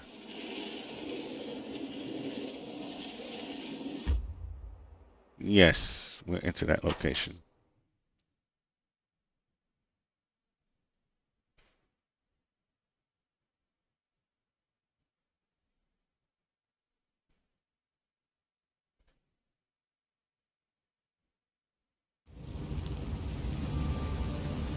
Okay, what all do we have? A 13 knowledge arcana.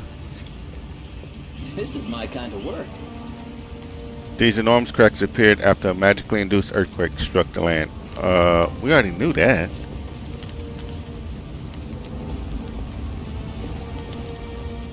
No, I'll tell you everything. Just don't hit me. I never stole nothing. I only just joined the Thieflings. Thiefling gestures back the way he came, as if that explains something. It was all them, back there. They found an underground passage to the Great Garrison, and they've been nicking stuff out of there ever since. Low-down thieving two-rags, that's what they are. But I had nothing to do with it, I swear. Brother Gort, is that you? Brother Woljif? I thought you pegged it in Erebit's jail. Happy to see you too. Who are you? An honest guy who's fallen in with some bad folk. The Thieflings, the local thieves around here, they forced me to join their gang, but I didn't want to. I just don't hand me over to Erebit, valiant crusaders. Please, in the name of all the gods there ever were. Gort, here's a new addition to the Thieflings. So far, he's swiped around 5,000 gold. He's got a long way to go before he catches up with me, mind. They made me do it. An underground passage to the Great Garrison? Tell me more. Right, so the temple around here, the Temple of Iomide, has a cellar, and a passage leads from it right to the Great Garrison. The Thieflings, my pals, damn a lot of them, have been using this passage on and off to sell all sorts of stuff to the soldiers in the Great Garrison. So when the demons burst into the city, we thought we'd check up on the Great Garrison too, see how the soldiers were faring, and to offer our assistance. Don't give me that look. This is the first I'm hearing of it. Thieflings keep secrets from each other too, you know. Why are you afraid of me? You're one of them crusaders, aren't you? You lot hate our guts, the Thieflings, I mean. You lock us up and do worse to us, the Thiefling gulps loudly. But I'm not a Thiefling, not really. Can I help you somehow? Yeah, let me go, please. And go on your way. Cheers for letting me go like this. I'll remember you 100 years, I will. I'll name my firstborn after you. Honey said the Thiefling falls silent and then runs off. Okay, we found secret passage, but I don't want to do that yet. There's a dredge. Inheritor, guide my blade. 2 dredges, okay.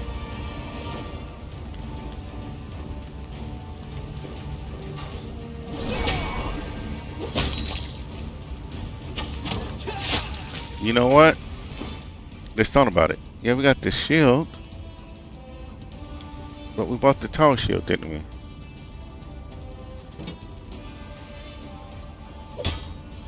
There we go.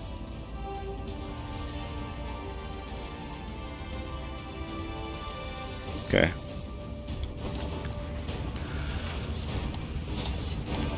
Oh, excuse me.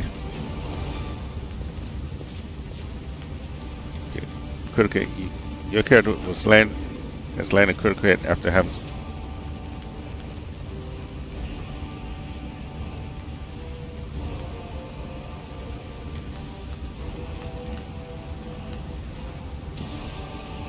Okay.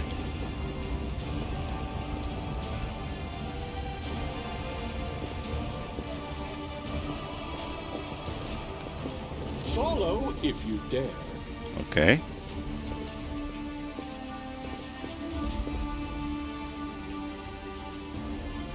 Let's get this Don't person. hold back. This will be quick. The light take you! Open wide open. Good job, guys. Good job. Scale mail, short sword, gold, pearl, great sword, hide armor, more scale mail, another short sword. Okay.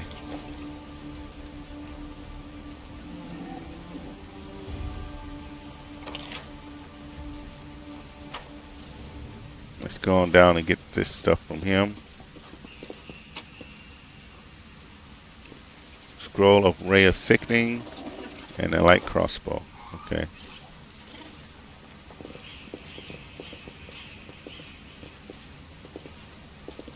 Oh, we can't. So we got to go down into this area here. Okay.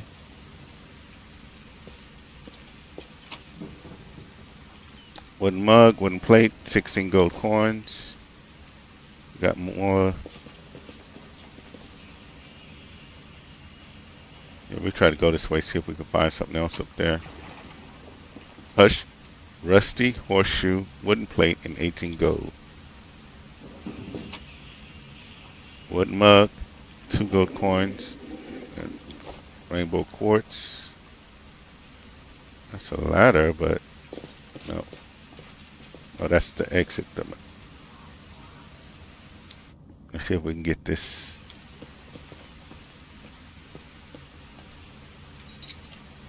This is my kind of work. Scroll of Cure Light Wounds, Light Mace, gold coins. Nice.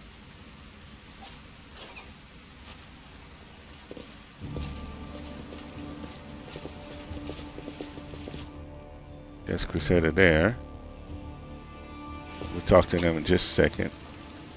3 ports and a wooden mug, okay. We'll make this quick. She won't feel a thing. What? I don't know. Can we really do this? Do what? Listen, we don't have a choice. There are demons everywhere. What else would you have us do?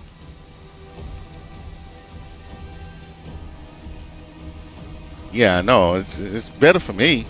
The more they leave out in the streets, the better for me. You know what I mean? A group of knights surrounds a young elven girl. She is dressed in rags that barely cover the hideous scars on her body.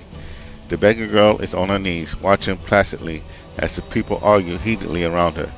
It is as if she doesn't sense the looming threat at all. A black crow flies in aggrated circles above her head. In Iomede's name, we're sorry, girl, but it is our duty. We have to do this, not for our own sake, but for the sake of everyone who can still be saved from the demons. If we don't win this battle, you won't have long to live anyway. The king brings his sword up above the girl's head. Wait, what? They're insane! We've got to do something! Yeah. I What has this girl understand. done? You're scared. You feel powerless. You think this will help. You don't have to justify yourselves to me. Just do what you've decided to do. The girl smiles serenely, as though she isn't at risk of imminent death.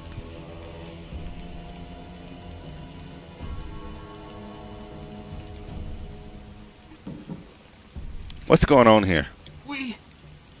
The knight's hands are shaking.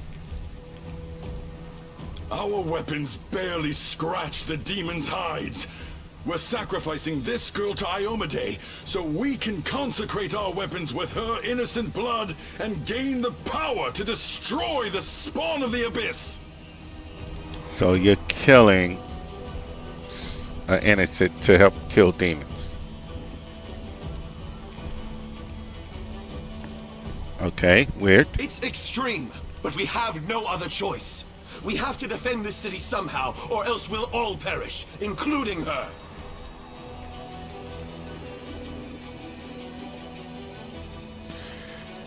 Whatever you call it, it's still murder. It's still a death that doesn't need to be done. Even war is still murder.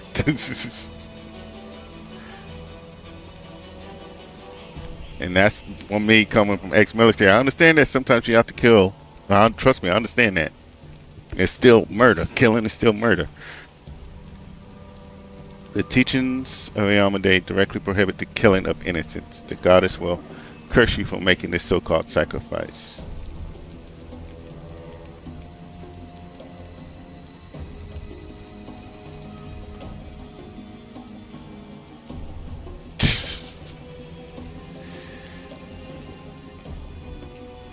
It eliminates, huh? Eliminating, it's the same thing. You have fancy words to go around to try to hide or disguise what's really happening. Exactly. What were you thinking? The goddess would never allow this. Hey, we passed the law religion check. We needed a 16 and we had a +3, but we rolled a 17, so nice. Whose idea was this anyway?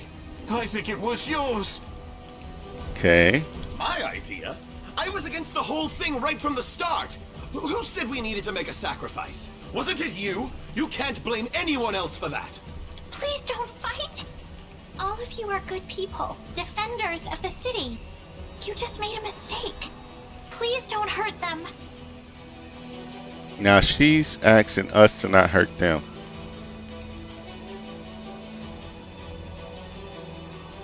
Doesn't ring a bell. George Carlin? Yeah, it doesn't ring a bell. The little girl is defending the people who wanted to slaughter her a minute ago. She's either a saint or she's insane.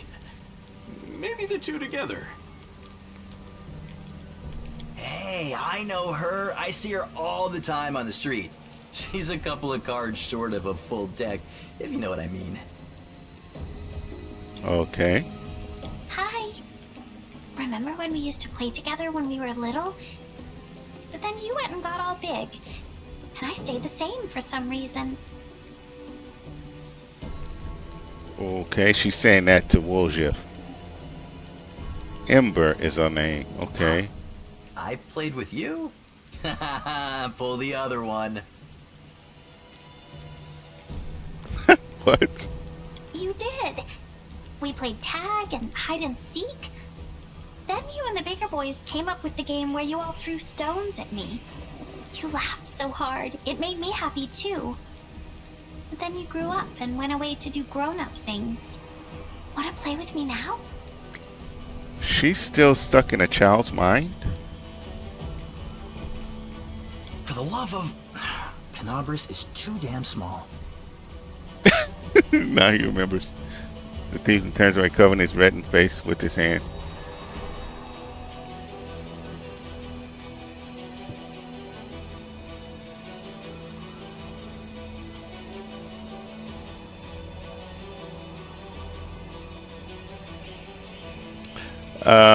No, we're not gonna do lawful on this. Just because we need every. I feel like we're gonna need every help we can get. Go to the Defendant's Heart Tavern. That's where the survivors are gathering. And don't even think of doing anything so disgusting ever again. Thank you. They're gone. And they all lived. I was sure that someone would die today. So many people have died here already. But we are still alive for some reason. Strange, isn't it? Okay, yeah. But you shouldn't listen to me. I don't know what I'm talking about. I'm just a silly girl, really. Okay. Who are you? Call me Ember. I live here, on the streets, for many years now. But there's nothing to say about me. Okay, I don't think you're an ordinary girl. And that crow you have there, it's not ordinary either. Yeah, that crow looks like it's some kind of familiar to it. No, don't be silly. I'm very ordinary. Well, I know different types of tricks, but Soot taught me those. Soot. Now Soot here, she truly is unusual. She's clever and she can talk, but only to me. She teaches me magic tricks and lots of other stuff. I don't know what I'd do without her. Soot is the crow. Well, I guess it matches. If that's black like soot, then okay. Should I watch the George Carlin? Is that like a documentary or a movie? I don't know. Magic tricks, you say? You could prove useful when fighting the demons, and I'll be able to protect you from insane shoulders on the streets. Come with me. Oh, so this is somebody else we can add. Okay. I must have misheard. This girl? Join our party? What could we possibly want with this dirty little beggar? Every hand helps. Sure, let's go. The girl gives a smile, joyous and untroubled like a child's. Okay, let's check her out real quick. Her highest strength is charisma. Huh. Next size is dex. Stigmatized witch. Some witches think of their magic not as a gift, but as a curse. Her body is tarnished with the mark of her ill fate. Maybe the patron of such a witch was cruel and decided that power mustn't come cheap. Or maybe they mercifully helped the witch to turn the adversaries that befell her into a source of new strength. A stigmatized witch relies on intuition. Her magic is based not on the sharpness of her wit, but on the strength of her character. Instead of the regular powers granted by Patreon, such a witch gets a curse like an oracle, and she casts her spells spontaneously like a sorcerer, rather than a wizard. Okay. Alright, Big Bad Rush, yeah. Link it for me and I'll take a look at it.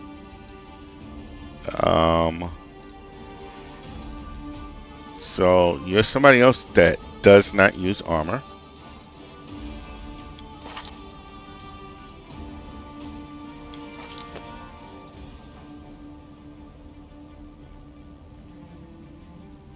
Your hands and forearms are shivered and blackened as if you had plunged your arms into the blazing fire, and your thin, papery skin is sensitive to the touch.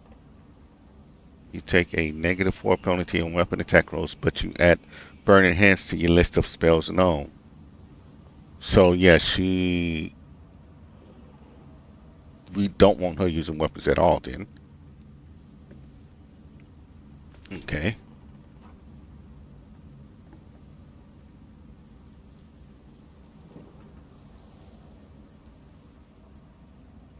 She has a bonus against saving throws against demons. And adds low religion to a list of her class skills.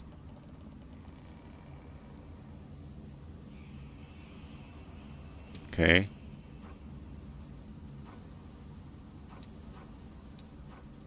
She has a Raven Familiar. Persuasion and Perception, okay.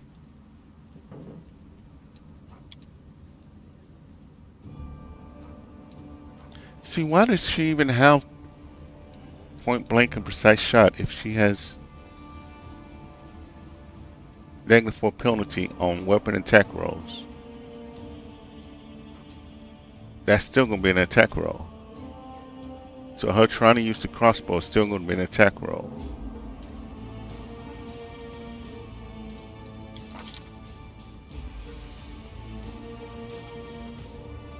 Yeah, see? -4.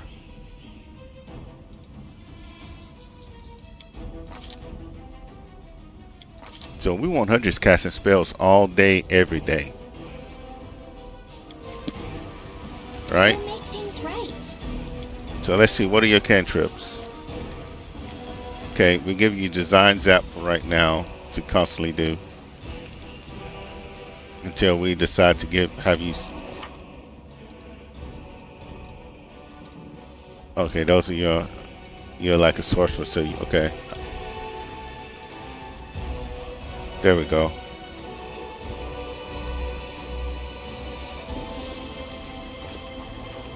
Okay, let's go into this house and figure out what's happening in here.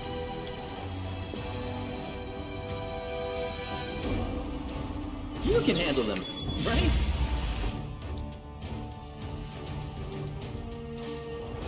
Who is rat swarms? Critical hit. Whenever combat begins, all creatures. No, not initiative. I want to see the rat swarm.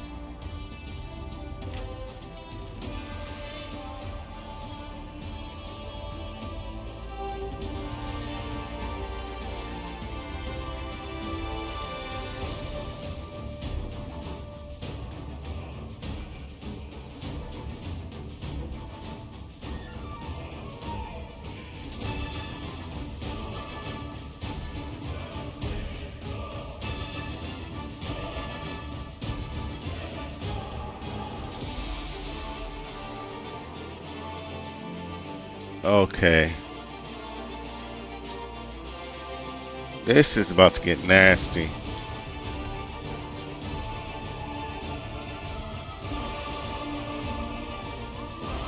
Alright, let me click on that real quick just to save it.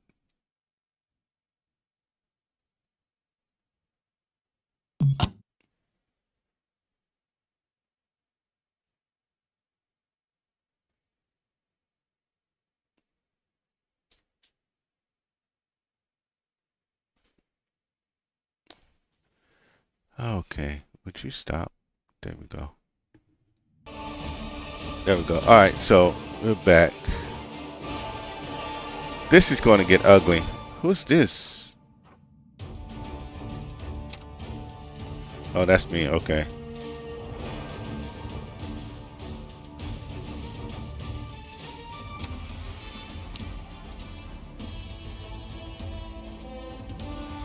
Into the fray!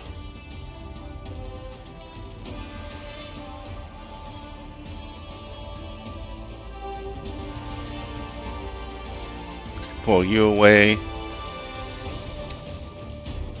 Pull you back this way. Pull you back this way. And land. I found something.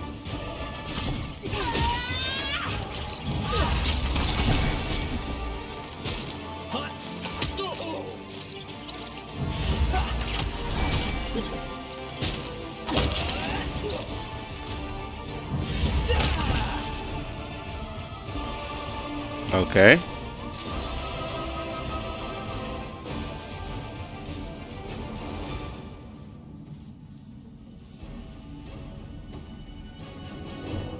Okay.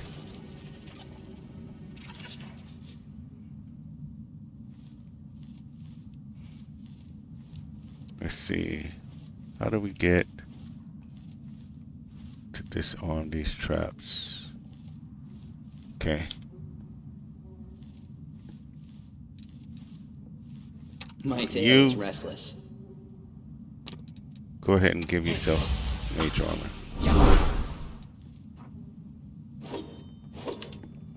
Just because I don't want to do it in the middle of Pretty good, combat. aren't I? Okay. quick save. Let's see about getting that open. Just don't blame me. This is my kind of work. Hide armor +1. Short sword, short bow, and dagger.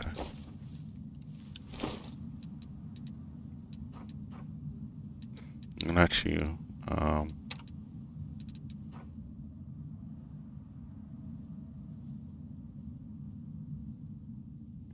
Okay, no, the armor that you already got on is better.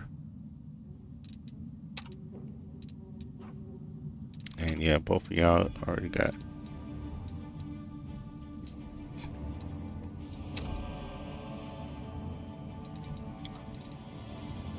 Okay. So everybody that can wear armor without punishment, or can wear armor period, is already wearing armor. Edible moss, tainted fowl, mix of spices, seasoned wing and thighs, and purified solution. Okay, let's go ahead and go to that recipe. Copy that thing. Let's open up this door.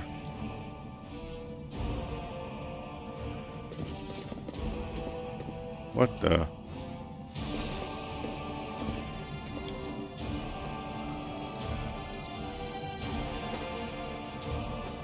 An incomplete magical circle for a summoning ritual. Arcana 20 DC. Alright, let's see what we can get.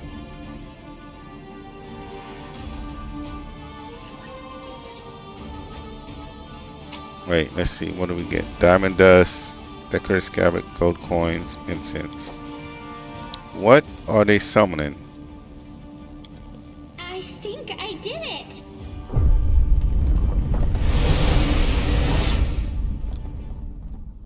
Clever mortals. I can't reach you from inside this circle. But you forgot something. There's nothing keeping me in here. Nothing at all.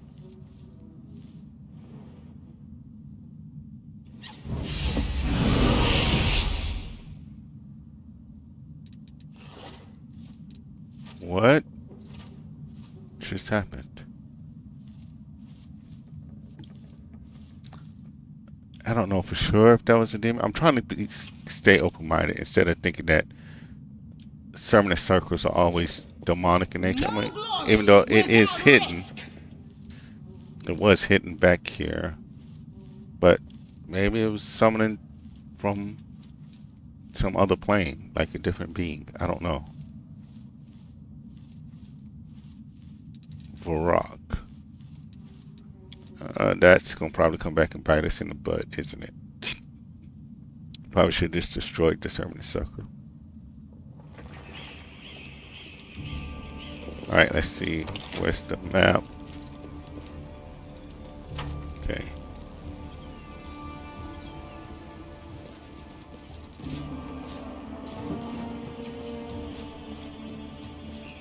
Kalisa.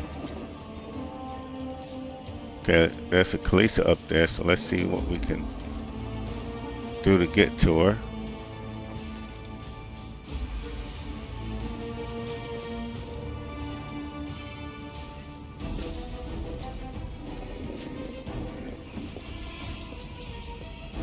Oh, we can't go that way. Okay, we gotta come this other way.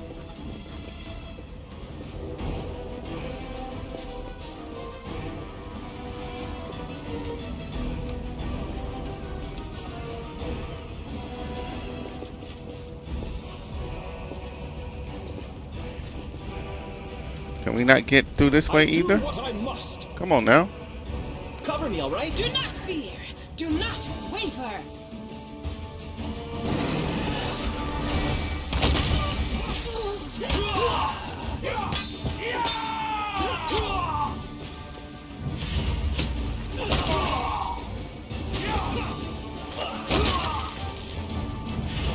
You've crossed the wrong mongrel. Did you see that? Good. Leather arm scrolls. You have scrolls. Shelly can read it to heal the wounded ally warrior. Okay.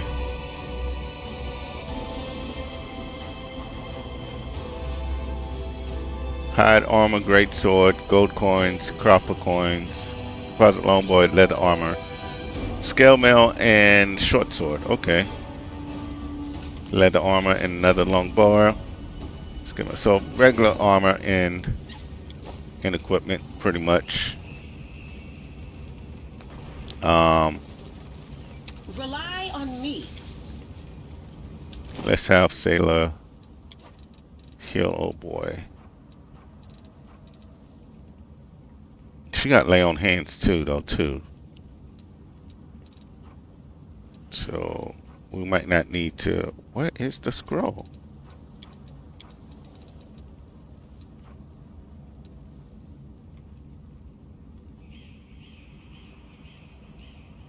Where's the healing scroll? Oh, this one. Kill light wounds.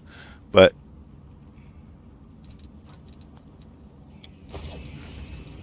We will win this war. let us do some lay on hands. Save the scroll for maybe later. Really? One.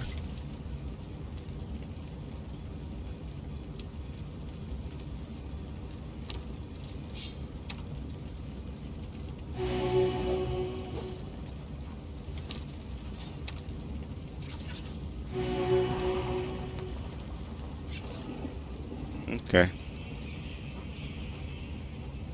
Alright. We'll hold on to that last little bit for now. Silver earring, incense, bottle of oil, card beads, card figurine, silver disc, silver frame, silver bell, and silver spoon. Okay. So we picked up quite a bit of other stuff there. What is cart is laden with possessions looted from the surrounding houses. Okay.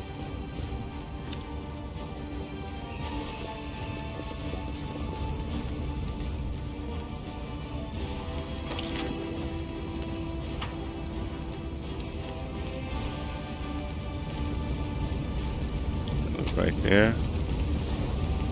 Golden signet and 9 gold coins. Okay. Wait, where?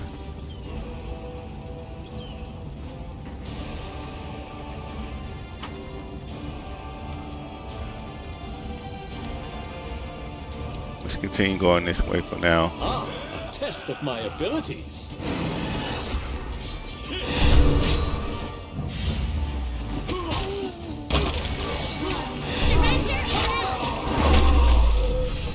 The light. Take you. You won't survive me. Okay.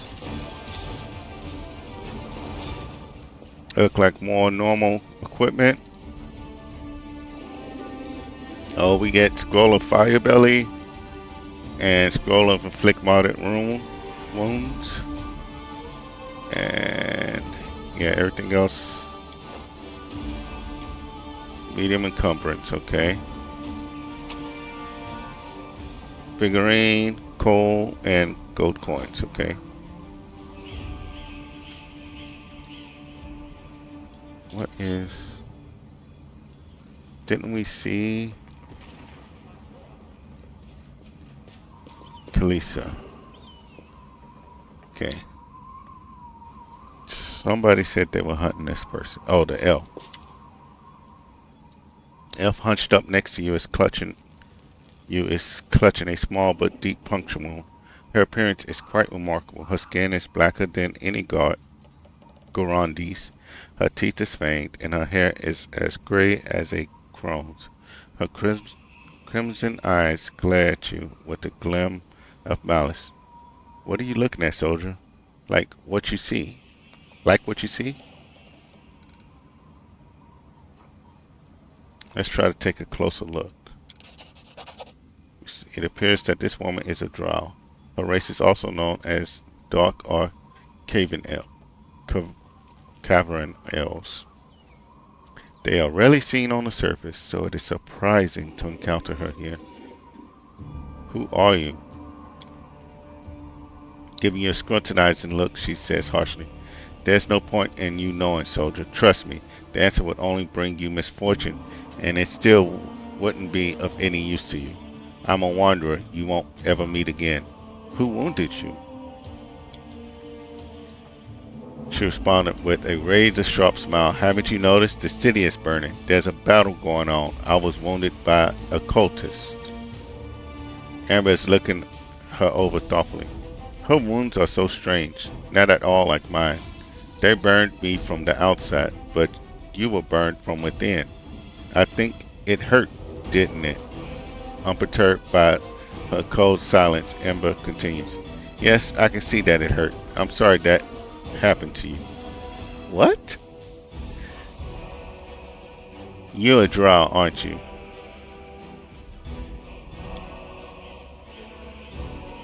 She flinches, looking at you with undisguised sorrow. "You have a keen eye for these things, don't you?" "Soldier, you guessed correctly. I'm a drow. But don't think that gives you the right to judge me. There's much you don't know about me, and never will know. Believe me, it's for your own good."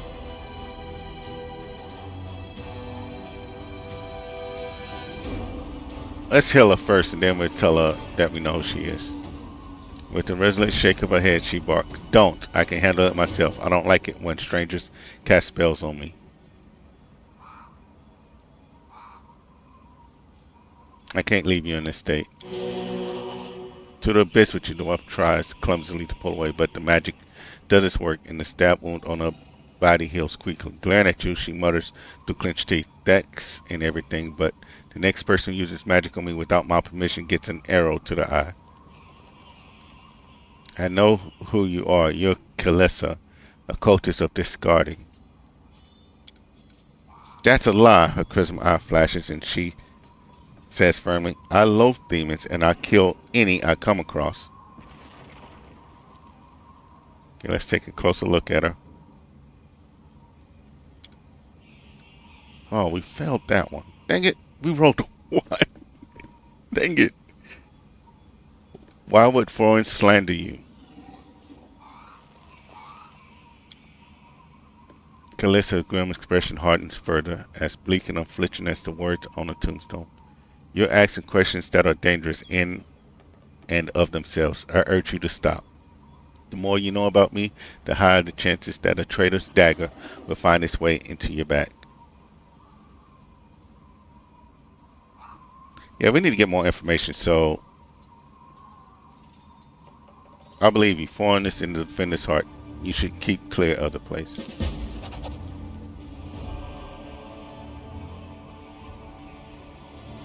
"It was never my intention to set foot in there. Farewell, soldier, and thank you for believing me." Okay, that.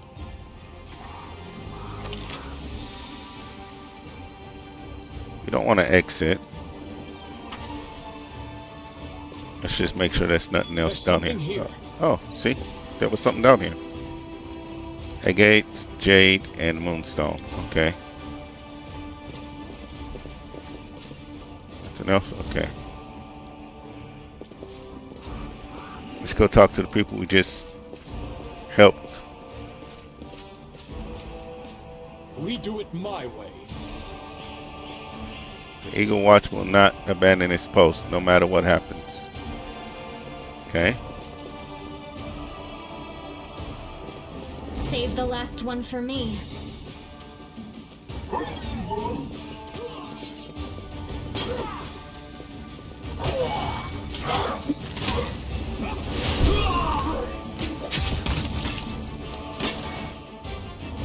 That's them.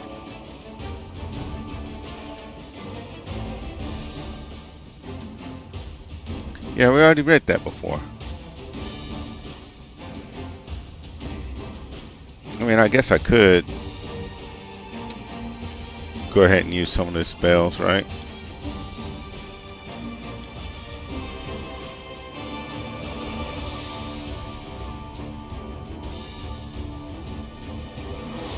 Maybe not. He doesn't have magic missile right now.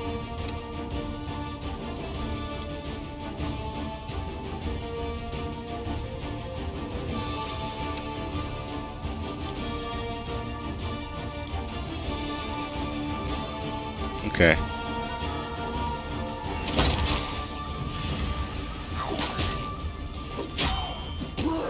The inheritor, guide my I'm like, why did they blade. just sit around instead of keep going?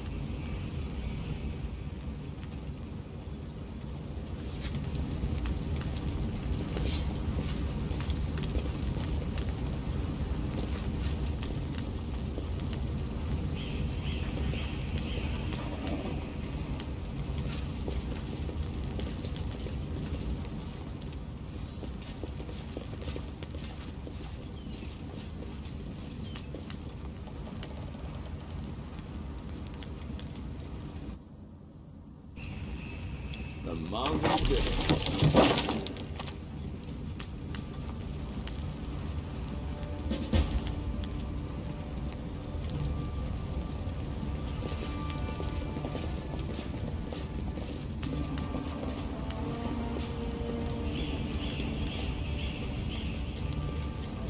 Yet another obstacle. Endure this! Stabby or zappy? Why not both?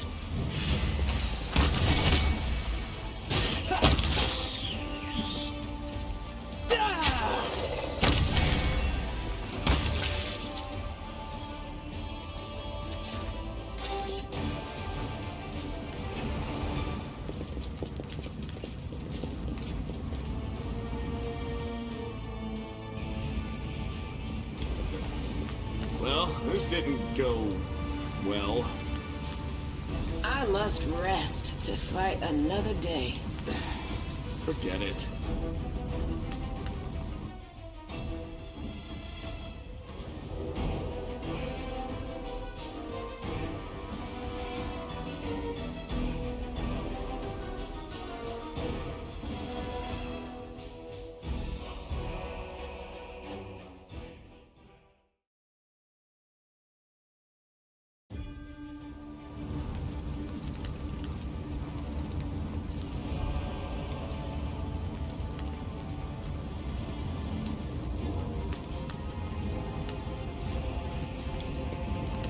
The I Mongol won't did it. let you hurt my friends. I'll cut you wide open.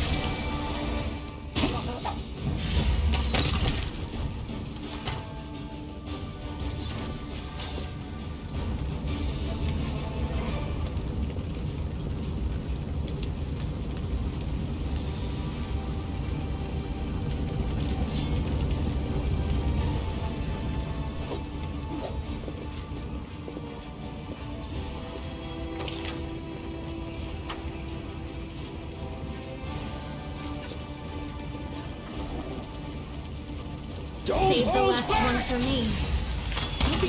See that? The light, take you!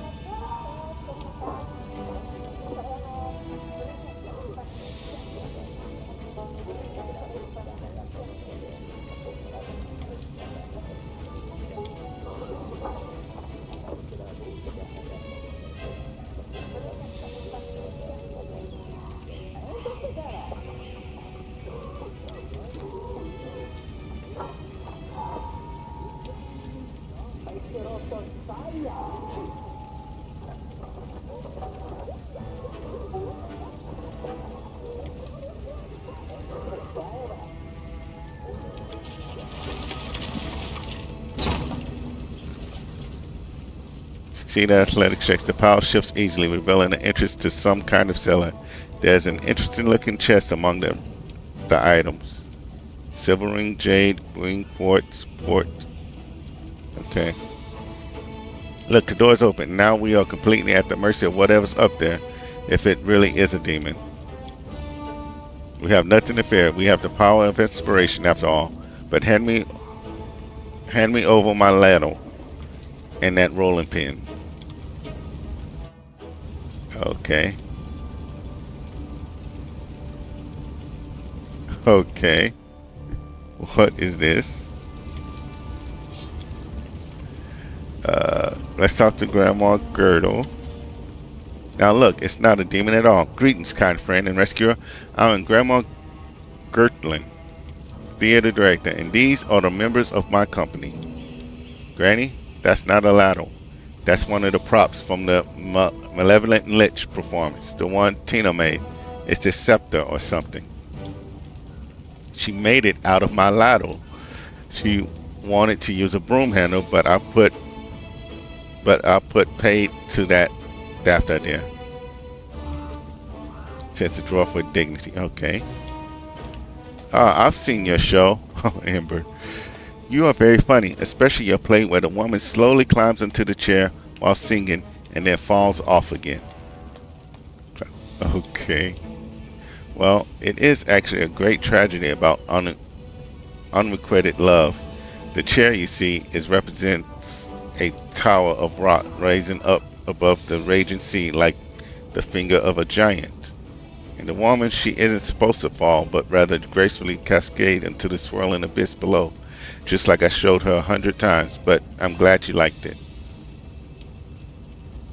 What were you doing down there? We were rehearsing.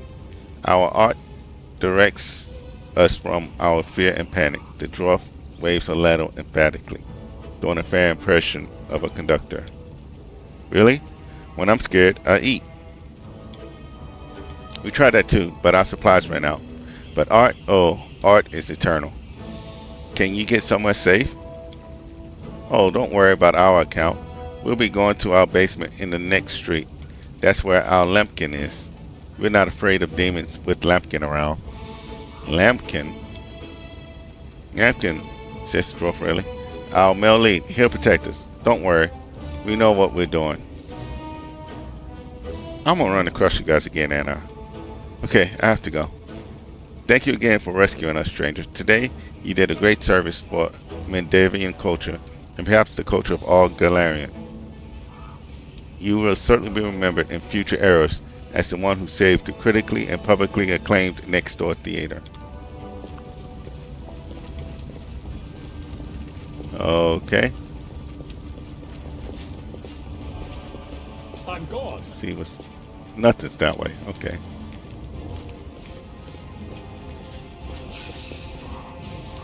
Okay. They will break against our Ghouls. resolve. Okay. You've crossed the wrong mongrel. Tactical retreat! No. It's all your fault.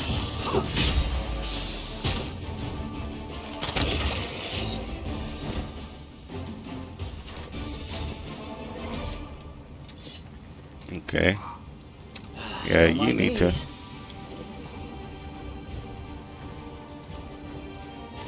Rely on me. Yeah, we need to heal him up now. And he doesn't need to be running up to the fight like that. I probably need to hold him back until the fight gets good and earnest, and then let him unleash. Here we go.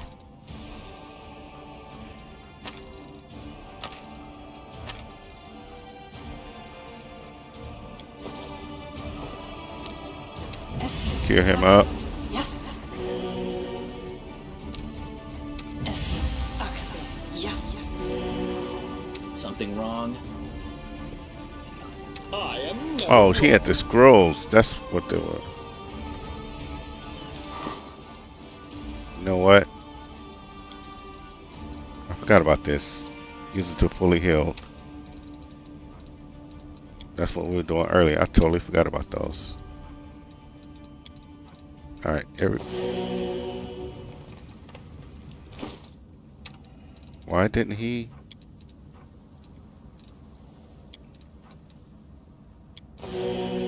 Okay, there we go. We do it my way. Okay, nothing else that way.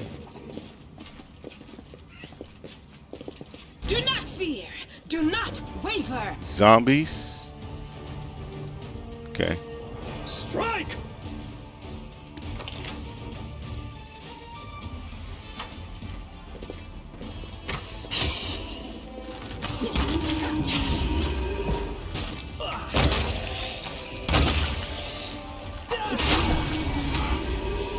What?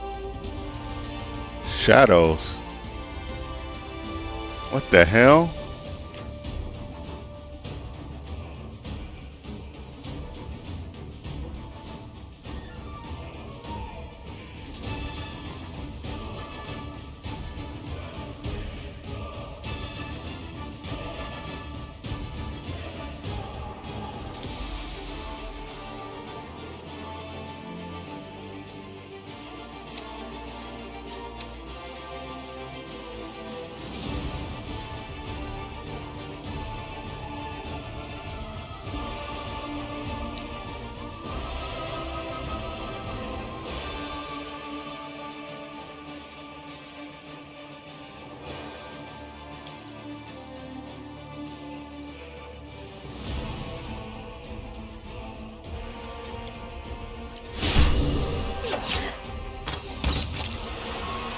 Can't you just die already?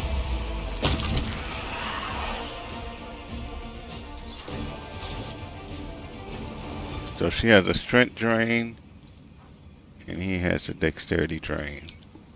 See how bad they're. 2 and 2, okay. But we're getting to some stronger monsters already.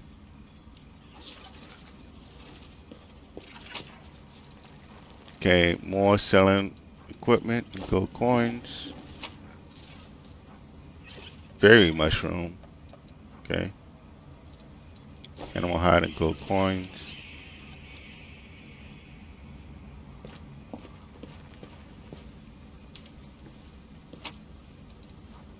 Carved beads and wooden spoon, okay. Okay, that sounds to be something in the graveyard. Follow if you dare. See, that's falling at last. How glorious Now I can stop pretending to be a shopkeeper and spend all my time on my true passion, reanimating the dead. Oh, great. I will fight.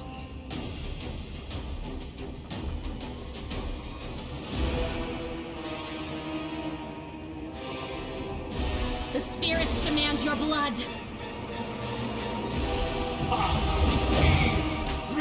You are today's sacrifice. Need y'all to focus on him. Go for their heart. No, Camilla, what are you doing?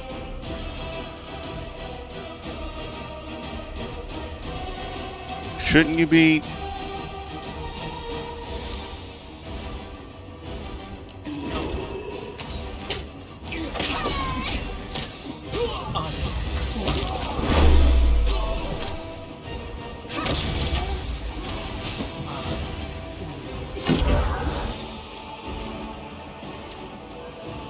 You won't survive me.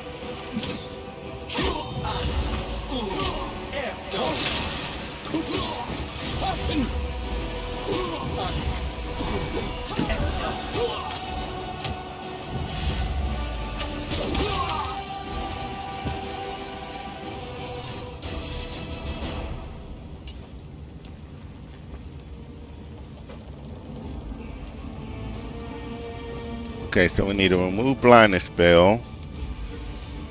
Great. What's this? The 10 figured courses are laid out in a neat pattern in preparation of an unknown ritual. Resist acid, find traps.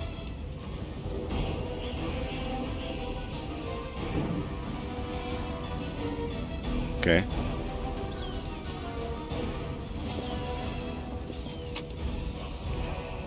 Scroll of blindness. Flick water rooms. Clay. Dark horn. On an enemy, it deals an additional 1d3 negative. Okay. But we need to.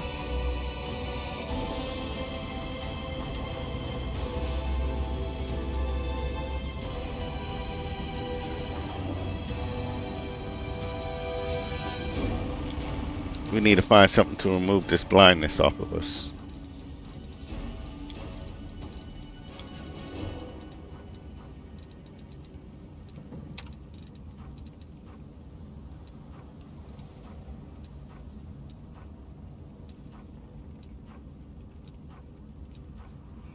But that restores ability scores.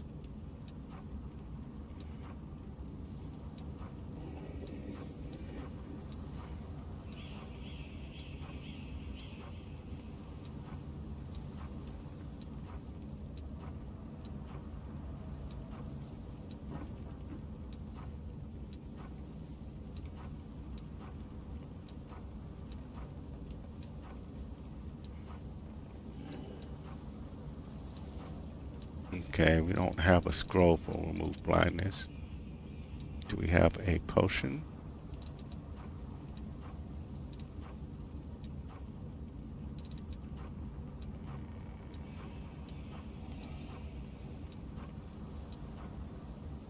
No. Let's try to cure afflictions. No reason to pause.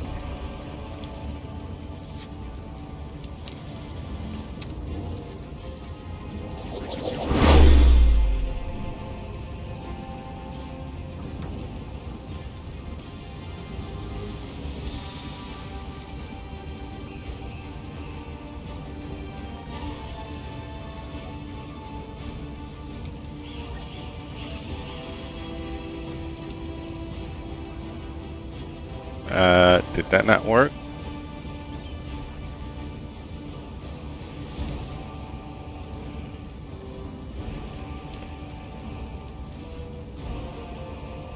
Diseased or poisoned?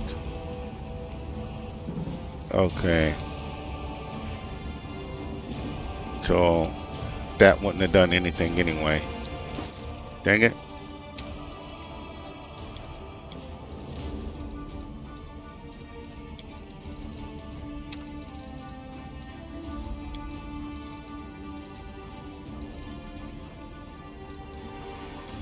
So when we get back to a cleric or something, we need to get like the scroll for remove poison. Together we stand. Where are they all going? I did not click over there for you guys to go, but okay.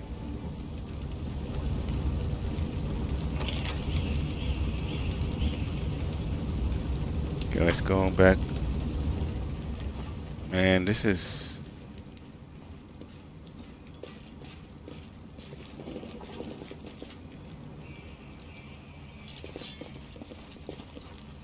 Still a save.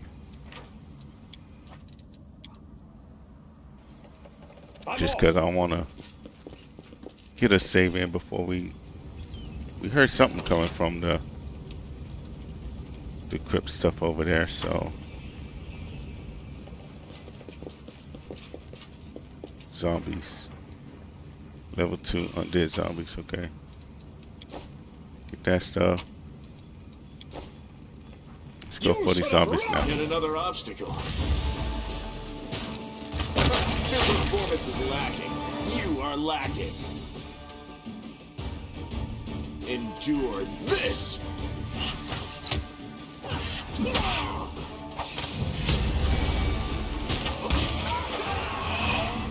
Surrender or else! Cover me, all right? Okay.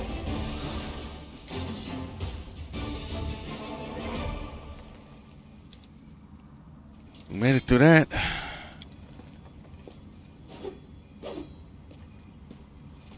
I think I did it! The dug up graves and other clues indicate that a necromancer was recently conducted a ritual here. We already took out the necromancer, I think. There's something here. Thorn X +1. Okay. Nothing else back that way.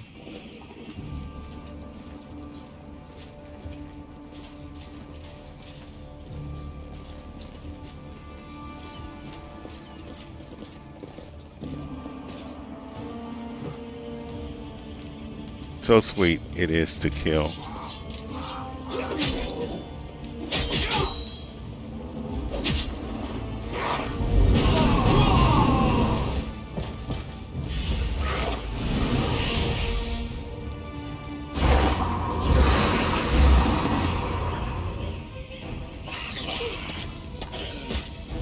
The heartbeat quickens. Okay, yeah. This will hurt. Is this a mock fight? Don't hold back.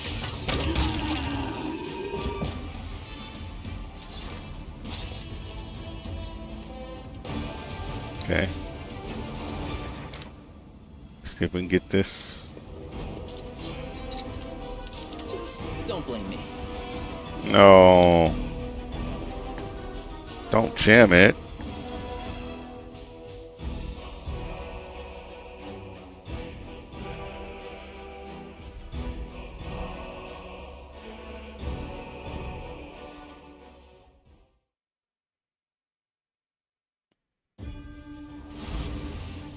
Alright, let's see.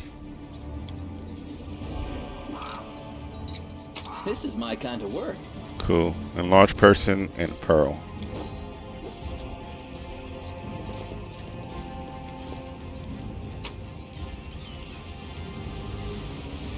So we get more healing potions, which is good because we're starting to run low on those.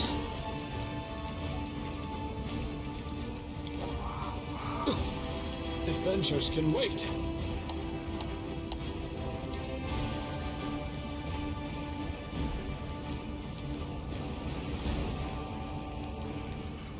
Okay. Did I fail? Oh no, we don't.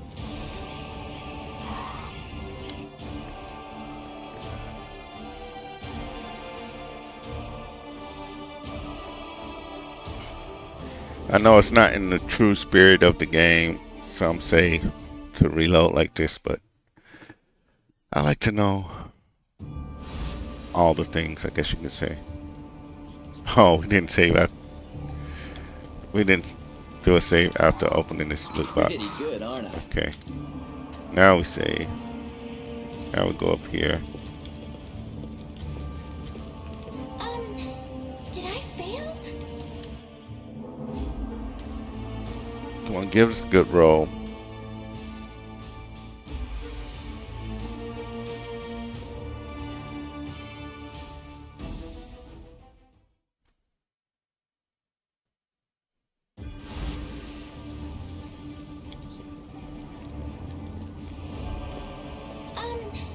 Did I fail? What are you rolling? You just need a 7 or higher, baby girl. Come on.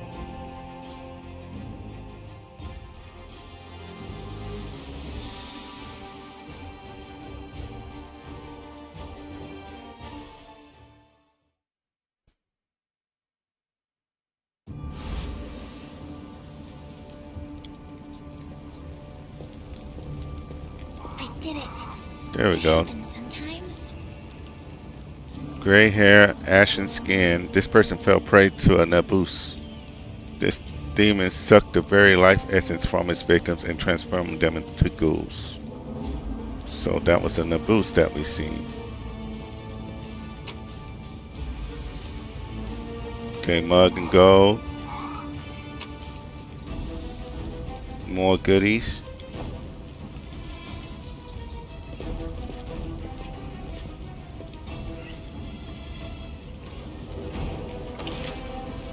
Okay.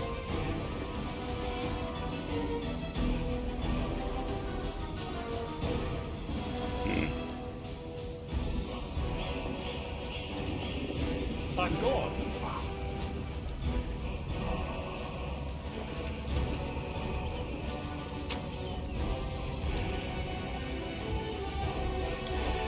Let's talk to this girl. A short hooded figure is poking about somebody's laying in the middle of the street. The stranger drags the first body off the road, respectfully props it up against the wall, and places the corpse's hands on his chest. The figure then freezes, as if hesitating, and you see him reach out his hand toward the beautiful gold armlet hanging around the corpse's neck. He jerks his hand back, hesitates, then reaches out again.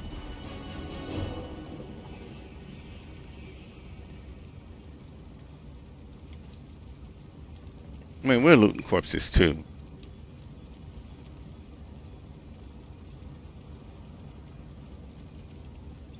But we'll stay with the lawful. What did you expect? Almost everyone is dead. The city now belongs to the demons and the vermin. Rats, crows, and creatures like this one. Well, actually, that is lawful. The stranger almost jumps out of his skin and the hood falls from his head. Under a mop of red curls, a round halfling face looks up at you. Oh, phew. I thought you were demons. Good day to you, good sir.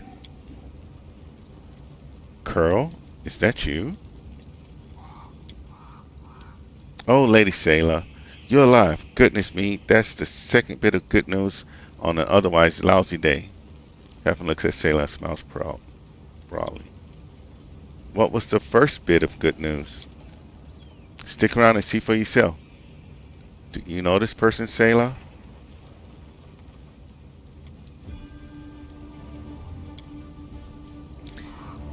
Meet Rimvad, better known as Curl. He hails from Kenbaes and he fights in the condemned. He's one of a kind, a rogue with a heart of gold. Sailor smiles, then adds a little more seriously. Curl, it's probably none of my business, but you should ask yourself if what you were about to do is right. The halfling cheeks flush and he hides his hands behind his back. I didn't. I just thought, oh, it doesn't matter. Can you tell me anything useful about what's going on in the city? I'm afraid not good, sir. I just left the defender's heart. Before that, I was holed up in there, too scared to leave. Although spending all that time under Commander Erebus' nose sure was something. She's a strict one. Woo! And when she gets antsy, don't even start. I've had enough of her breathing down my neck to last me a lifetime. So what are you doing here? Robbing corpses?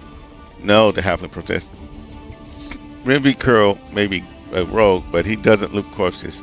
I just need to get these poor lads' bodies off the road. My friends and I are on a terribly important mission, and we need to get through.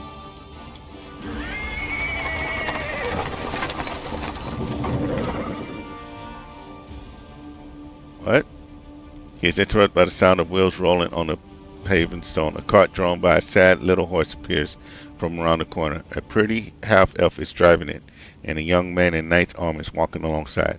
Even from a distance, you can see his tanned face and his blue eyes shining brightly. The halfling straightens up.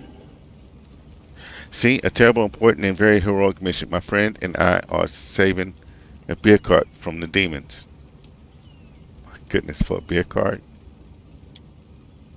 As he's speaking, the newcomers notice you, and the knight cries out in jubilation. Sailor, I never thought I'd see you again. I thought you were headed to the main square, the center of the demons' attack. Eland of the Hound Hearts. Janari Dory. Oh, we found her. Okay.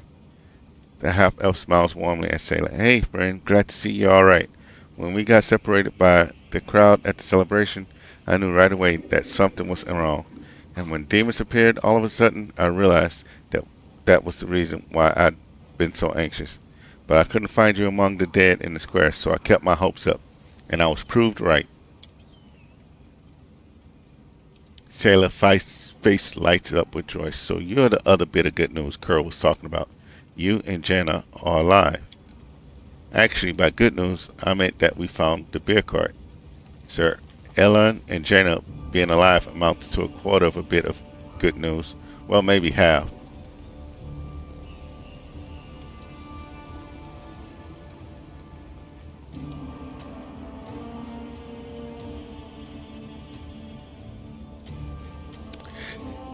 Yeah, I think we'll share the beer cart. We won't worry about being too goody-goody. Beer cart, how about sharing it with us? I'm sure we could all do with a drink. Certainly, give me your flash, friend. And if you walk with us to the Defender's Heart, we can have more through sampling of the spoils there. Despite the cheerful tone, she looks at you with anxious hope. Janari, there's no need. The heart is very close, and the three of us will be enough to fight off an attack if there is one. Besides, our friend here surely has better things to do. More important things than carrying barrels of beer, I wager. By the way, my name is Ellen. Sir Ellen of the Hound Hearts. I'm glad to meet someone who survived this madness.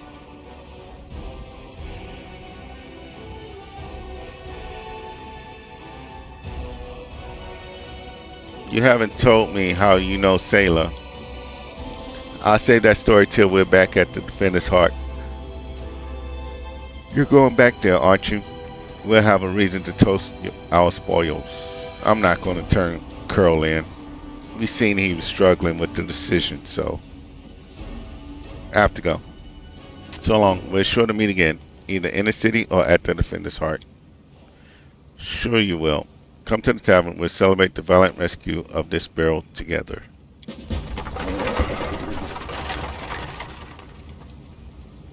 Okay.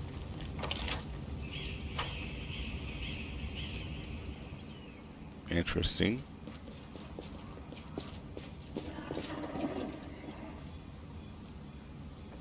Okay, nothing else that way.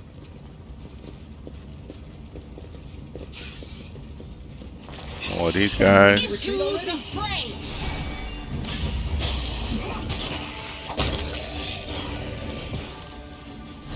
I'll cut you wide open!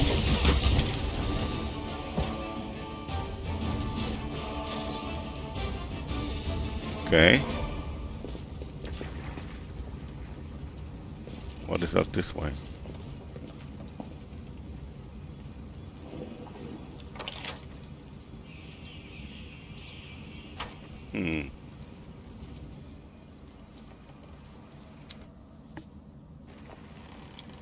That was easy.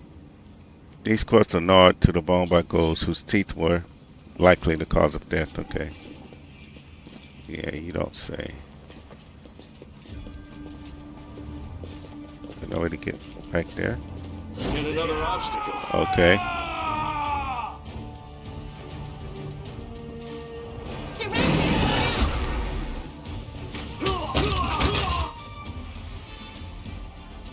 You guys get her. Go.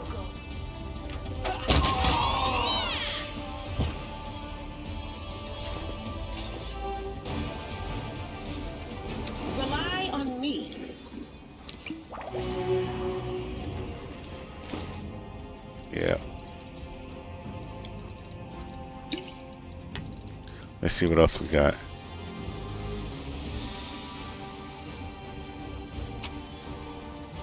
More inflict wounds.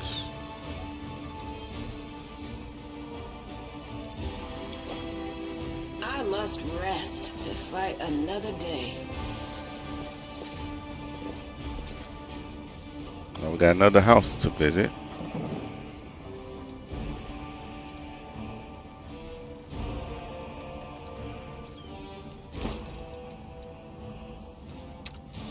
Don't we have...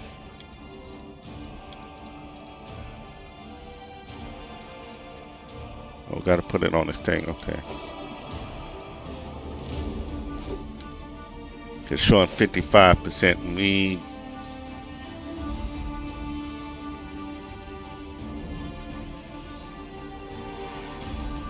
Meditate on your mistakes. It might make you feel better.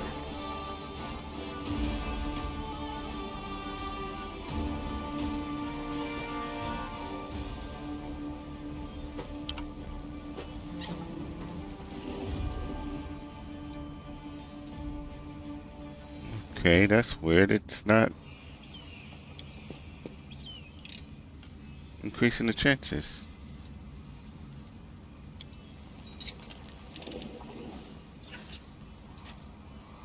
Oh, it was already increasing the chances. Right?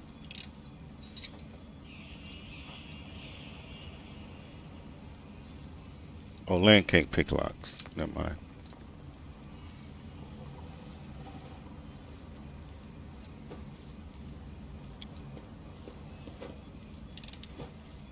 You asked me.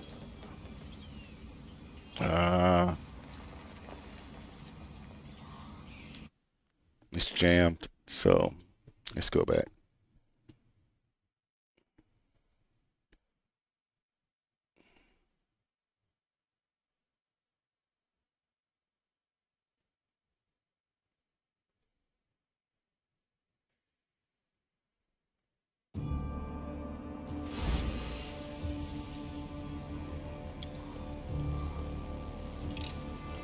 Just don't blame me.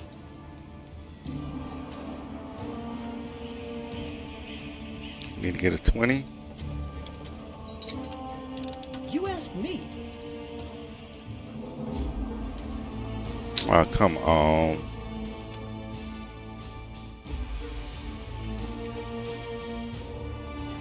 Wait, what else did we need?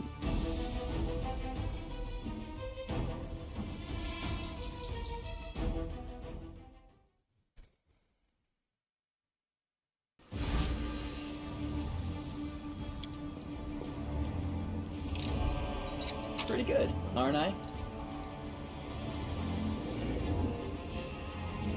Oh, we need 20 total, so we needed like to roll a 10 or more. Okay. Basic loot. Okay. I'm gone.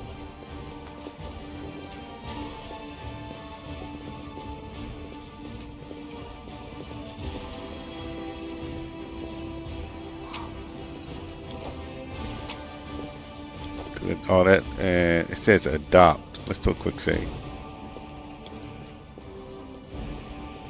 Received item tiger. Lower nature checks and perception. So who is our highest lower nature?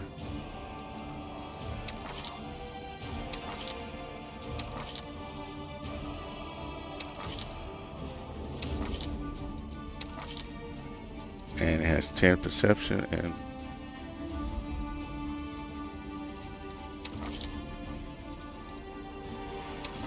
okay. Let's give them to land.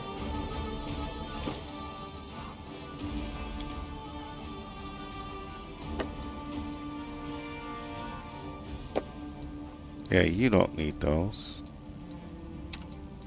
C was the one that.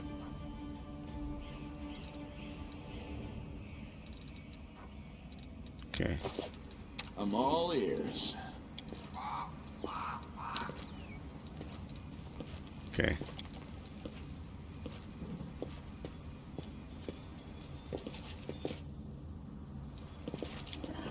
These people were not killed by demons. Their mortal wounds were inflicted by ordinary weapons. Okay. Let's see what's in this house then.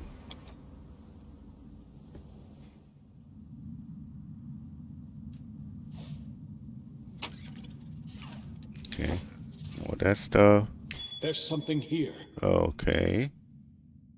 So we gotta go back this way to get rid of that trap.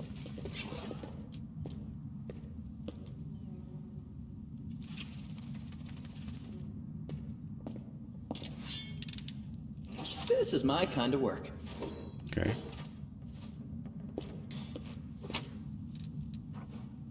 Journal about an experiment. Today I was able to catch a quasit. Ori, be my witness. It wasn't easy considering my humble physical condition. Luckily, it was a scrawny specimen, about 7 pounds, with a wingspan of about 2 1/3 feet. When it awoke, the quasit first tried to attack me, and then ruined my clothes with its caustic saliva. Experiment day 3. I have begun my linguistic research. My goal is to study the language of quasits. I'm quite convinced they have their own dialect. Though understanding their speech, I will be able to understand their way of thinking and convince them to rebel against their lord's tyranny. The revolution will roll through the abyss, and the powerless will rebel against their oppressors.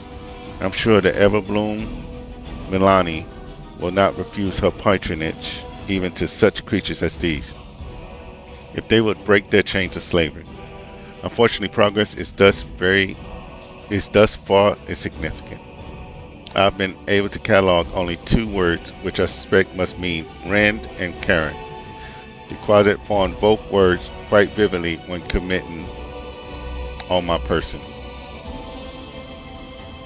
While I was entering this record, the quasit managed to steal my watch and threw it into the chamber pot. Judging by his spiteful giggling, he's quite delighted about his little joke.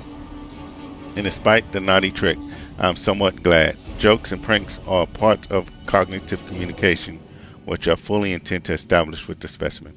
I grow more and more convinced that I made the right decision in leaving Absalom and for a Logos, the so-called wise house. More like narrow-minded fools stuck in the past under the sway of their ringleader, that chatterbox, the fool of fools, Jubilus Northropple. Jubilus. They had never appreciated the progressive nature of my theories. Experiment day 4. Today the quasit almost bit my nose off while I fed him. In response to my shame, I beat him with a wand. Such behavior toward a sentient being is unacceptable, and I repent deeply. I've also run out of meat. The specimen and I will have to make do with porridge and soup. Experiment day 6. It's been 3 days since the specimen switched to a vegetarian diet. At first, the quasit refused to eat plant-based food, but then ate some cabbage soup and poked at the porridge with his claw. His face looked so tragic. Experiment day 7. The specimen has completely lost all signs of aggression. At dawn, I was awoken by his moaning. The quasit was rolled up in a ball in the corner, whimpering. Despite his dangerous appearance, it's quite impossible not to feel compassion toward the poor creature. I had to take prompt measure and give the specimen a laxative potion. The quasit now reacts to me with confusion and fear, but at least it's not suffering anymore. His gastrointestinal tract must have reacted unhappily to the unfamiliar diet. Experiment day 10. What a great day. The switch to a completely plant-based diet is complete. The theory that quasits can only eat meat and carrion has been disproven. My eternal opponent, Sir Jubilus, will just have to go drown himself in the river. The quasit has become peaceful and easygoing. He's no longer tries to eat my boots or the feet inside them. The specimen's behavior has become gentle and friendlier. He shows some interest in ball games and physical exercise. I've named him Pecker. Today he initiated communication and attempted to explain a new word to me. By all evidence, he was making up the word during the communication process, for there has never been such a word in the quasit language. The meaning, as I understand it, is safety, comfort, and calm. I see no further need to keep Pekka on his chain. The experiment has convinced me that the vicious and evil traits attributed to quasits or acquired habits, not natural or inherent to their nature. Over these days, I really have grown fond of him, and by all evidence, Pekka likes me too. He's gotten used to napping on my knee while I'm writing my observations in my journal. Maybe someday this quasit will become my familiar. The current stage of the experiment is complete. Pekka and I are soon off to Absalom to present our findings before the professor at Four Logos and become a scientific sensation. On our way, we may make a small detour to Ariston so that Pekka will have a chance to better adapt to civilization. I hope the little trickster enjoys the journey. Okay, is he still pulling a long trick, or? Stories told to us by spirits, protection from chaos, and gold coins. Okay, let's see. What's in here? More junk to sell. Okay. We do it my way. And a basement. Alright. Well, down to the basement we go.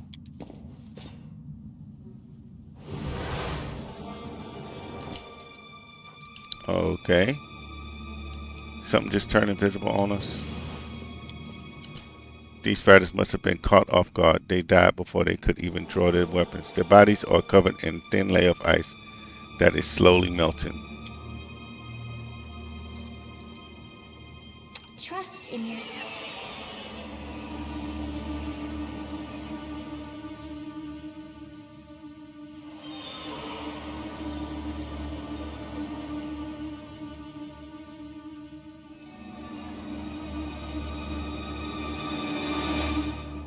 Huh.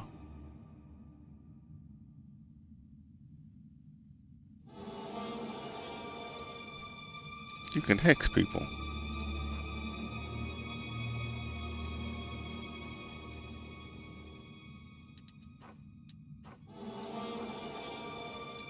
Okay.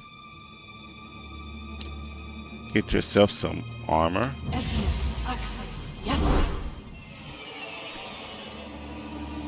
Let's see what's going on in here. Scroll of Sea Invisibility.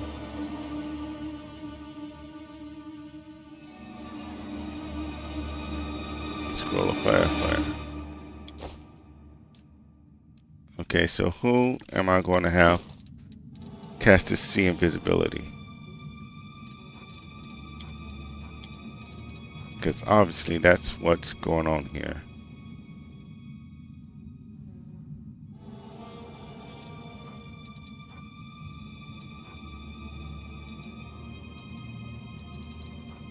Oh, you're in the back. You can go ahead and do that.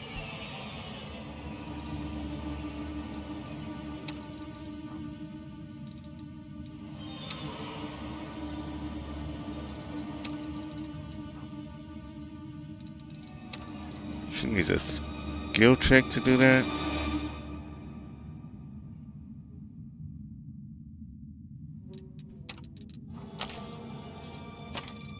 Okay. We'll make things right.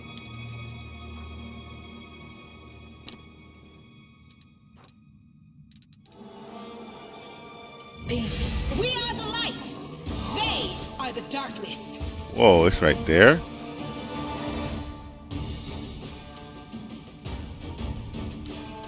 You've crossed the wrong mongrel. Soot is restless. I wonder why.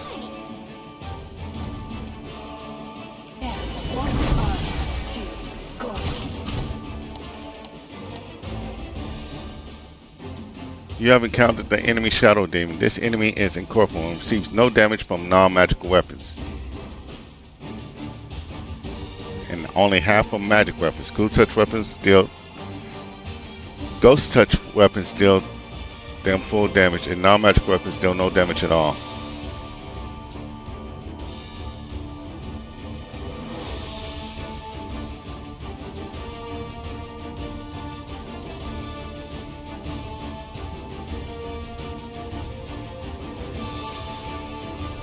Okay, this is going to be a long fight.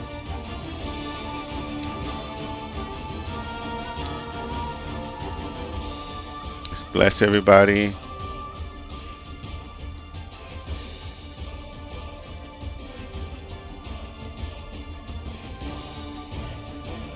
That's not magical, so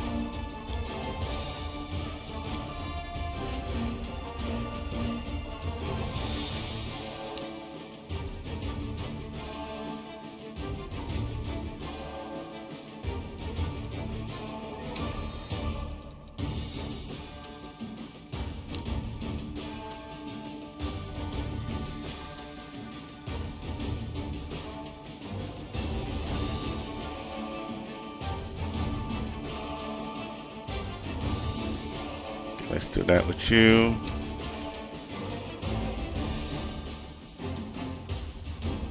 Okay, you're hexing it. What do I have you doing? Oh, blessing.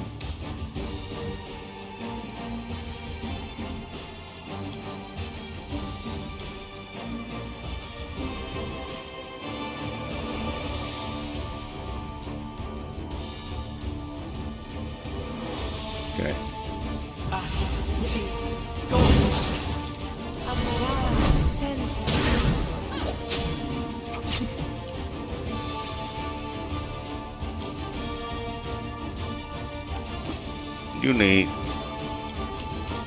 You need something to heal with.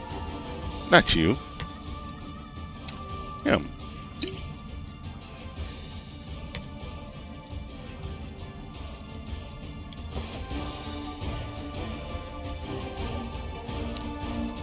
Tactical retreat. No. Yeah, I told you to drink that. I'm done with you.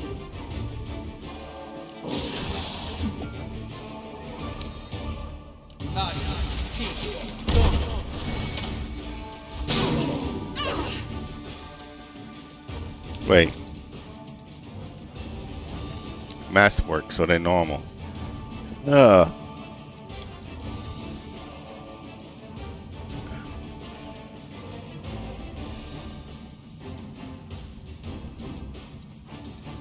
What's that? There we go.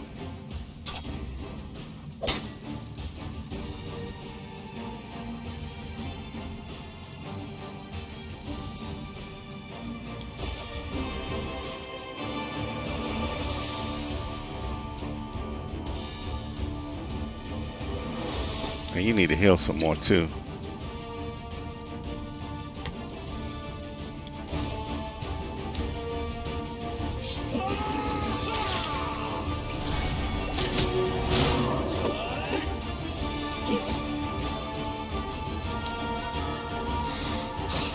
A mere flesh wound.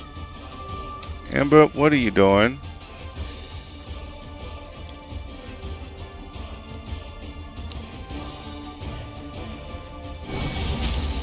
I still got it.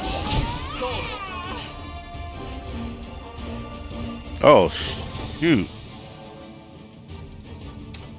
I am really hurting.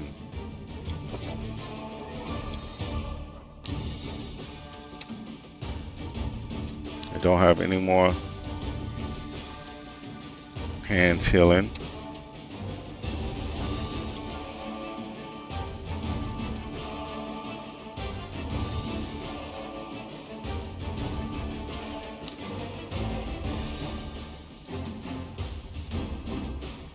I'm trying to click.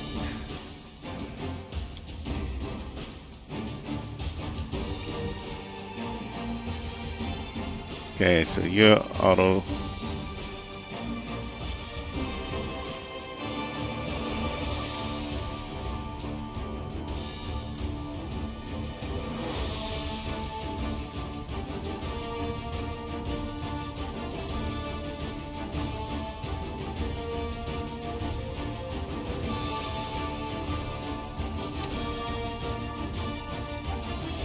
Mere flesh wound.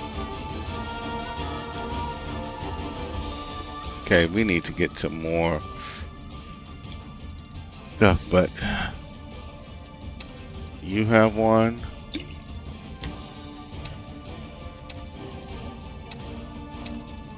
Okay.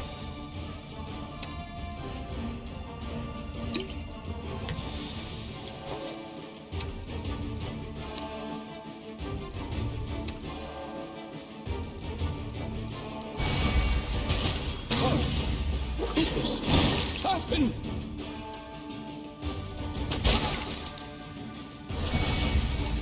This'll leave a bruise. Are we finally doing something to him? Just sit here. Don't worry about me. Continue Come on. fighting, everyone. This pain is excruciating. I would like some time to collect myself. Whoa. We made it. Barely.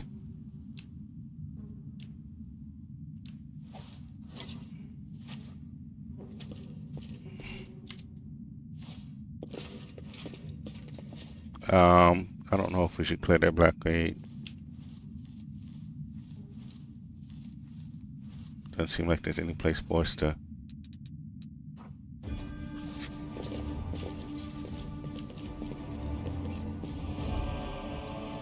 Oh, the blockade is. Weapons, Okay. spells, poisons. Something The wrong? art of killing is so diverse these days. A shame one life is not enough to master them all. The mongrel did it.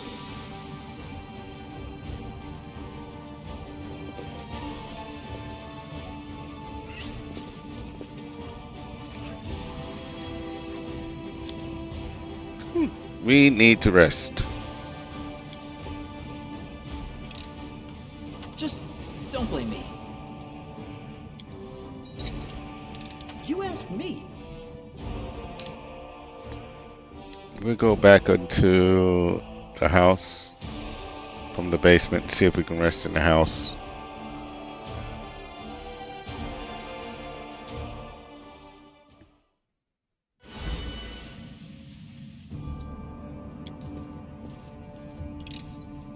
Pretty good, aren't I? Composite longbow. Wicked longbow. It's a +2. Nice. This +2 composite longbow confirms a critical hit on the enemy. The target must pass a will saving throw or suffer a curse. This cursed creature suffers -1 penalty to will, -2 to fortitude, and -3 to reflex saving throws. Okay. Shiny chitin and razor sharp claws. Okay. It's quite obvious who's getting the bow. It's our main man with the bow.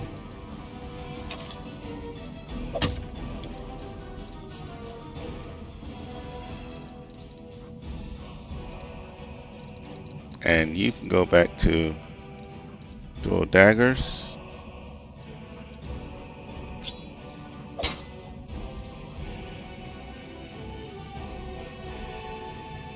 Oh, major armor and that don't stack. Okay, that's fine.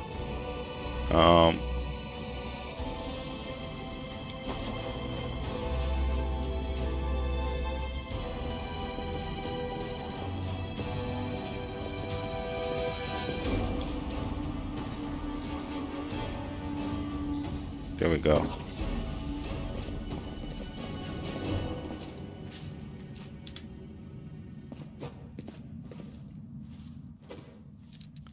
Okay. Let's see. Squadman will prepare potions and cook meals, storing the rest. Who's best for that?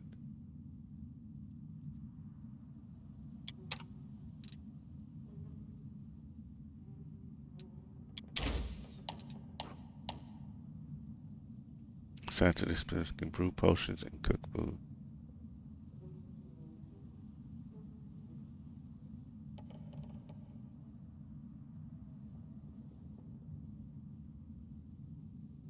Five bonus speed.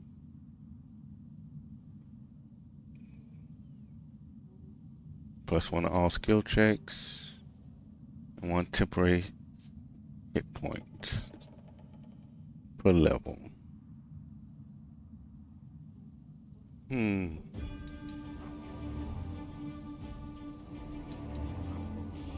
We'll stick with Hearty Meal.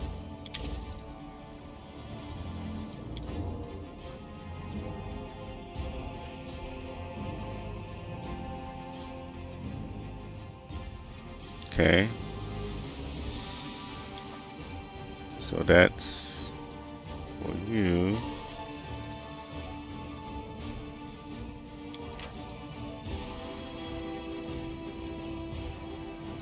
You can make scroll.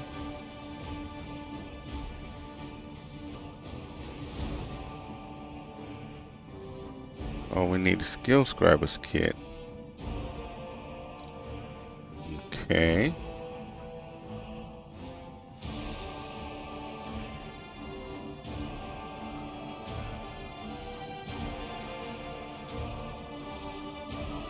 So you can't do anything there.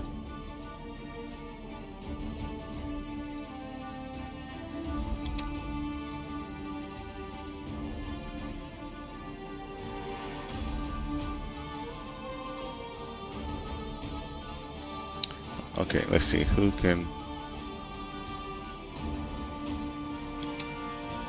do good there.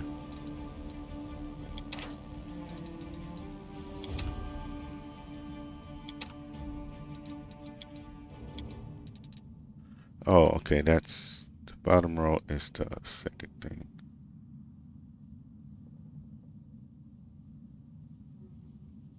Guess +2 would be fine.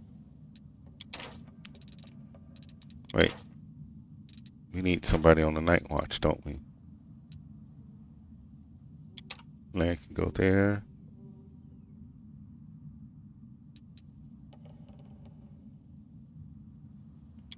Camilla can go there.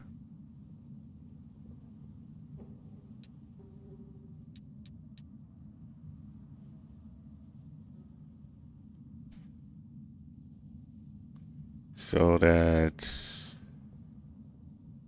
just leaves you to help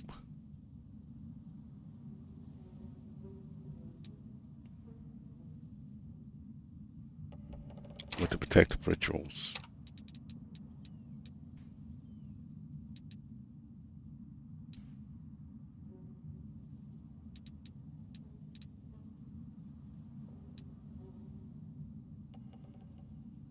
Yeah, I think that's...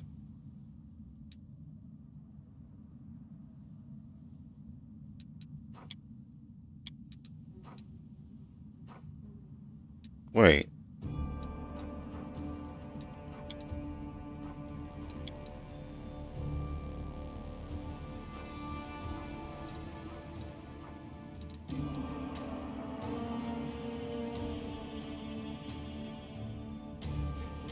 "12 whole hours?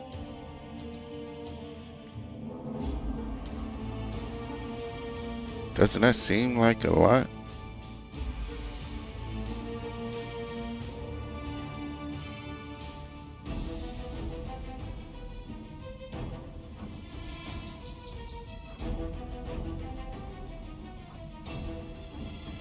What's going on here?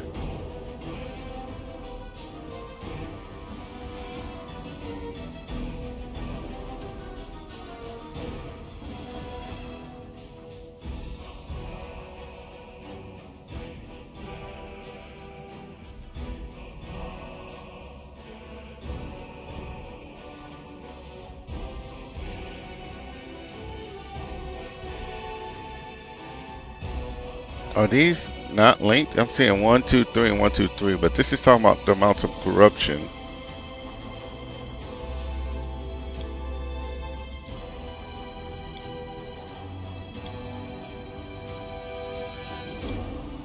Okay, the longer we rest, the more corruption we get. So let's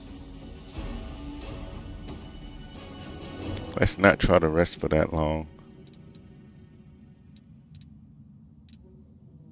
I think that's the way to do it. Begin resting.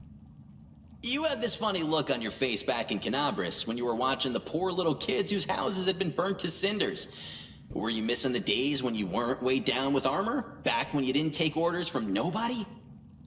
I do get sad sometimes when I see little kids and remember my childhood. Not because I miss the freedom of running wild in the slums, but because I remember my life before then, before I became an orphan. Okay.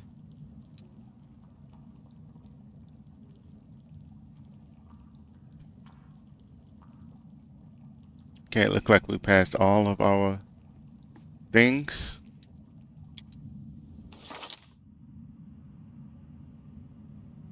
What?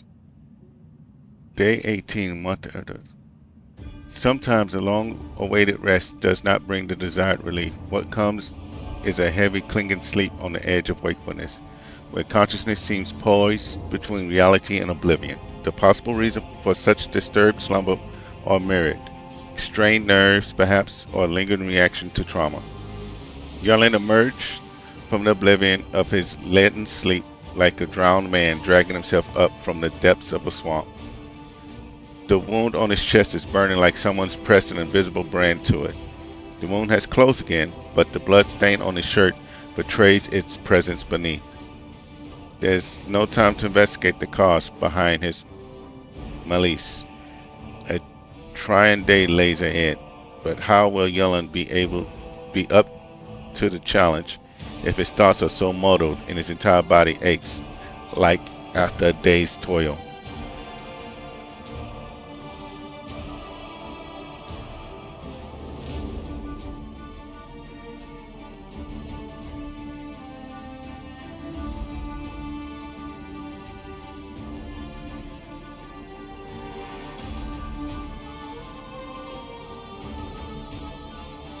There's two different ways of thoughts about these. Yeah, because nonsense, dousing myself in cold water and be good as new. It's kind of just how, in my view, men are typically are anyway. It's just, you just push through whatever's hurting you to get done what needs to get done. The task needs to get done. It's just what it is. But the second line, can't ignore my health. Better take care of it now rather than later, when it could already be too late. Yeah, that is the long way thinking about it. The task could always still be there. There's always going to be another task, but you need to take care of your body in order to take care of future tasks.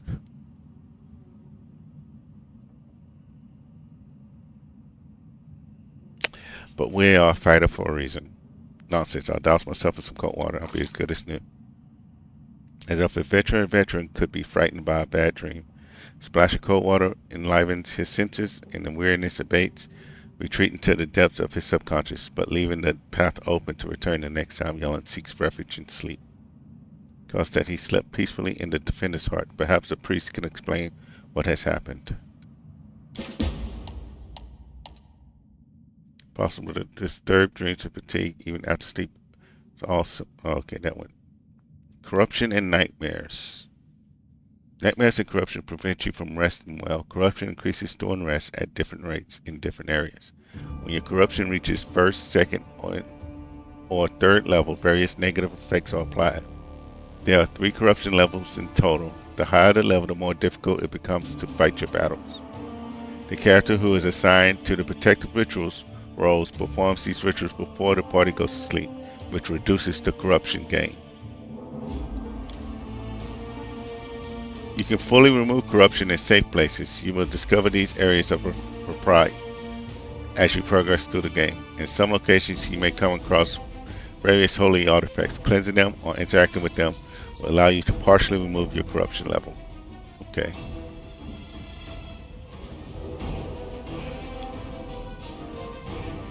But we are all good now. Let's go to the street.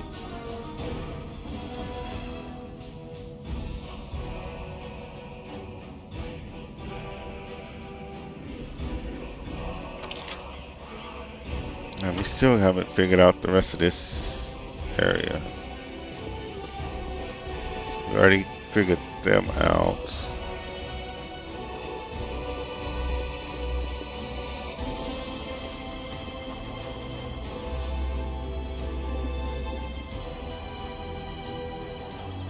Hear me, take heed. The hordes of the abyss march on Kenbaes. The war zone is their target. They must not be allowed to capture it. The consequences will be disastrous. Okay. What does that really have to say and do?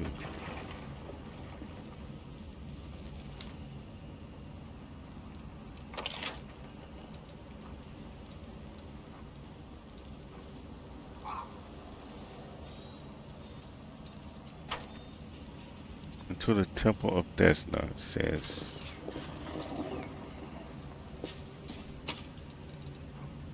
Purify solutions. Get rid of these guys. They will break against our resolve. Cover me, all right?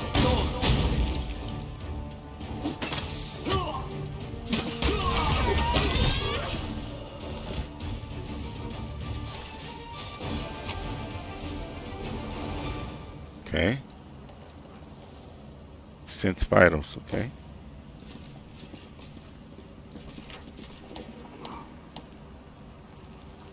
Okay, yeah. What I know about scribing scrolls into the spell book.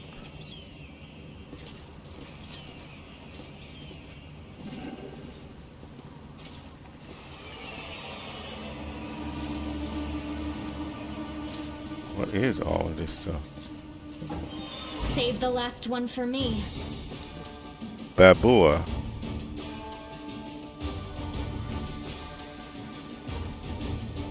No glory without risk!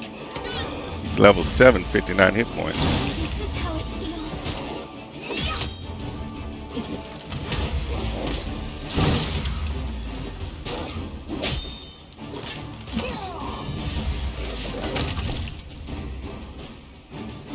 Camilla died on us? Well,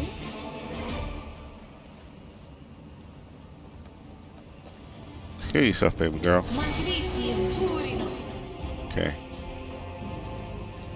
And I probably should just use the light. Cold iron short spear. Okay. Divine stout, dagger, and gold.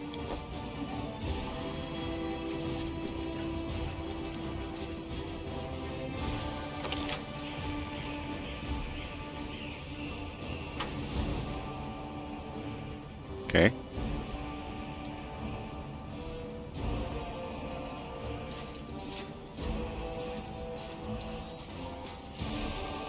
I'm gone. I don't know. I feel like this is going to be a big area. I don't know for sure. But I don't think I want to do that right now, considering trying to look at ending the stream soon. So We do it my way. we're not. We're not going to go in there just yet.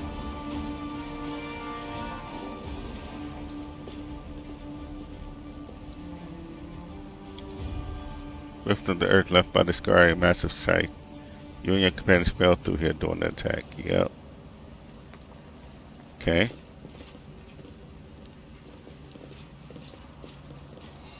Follow if you dare.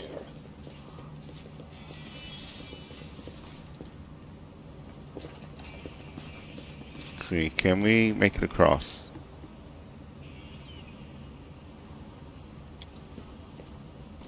This is my kind of work. What?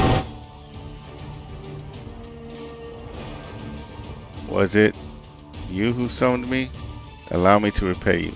Oh, okay.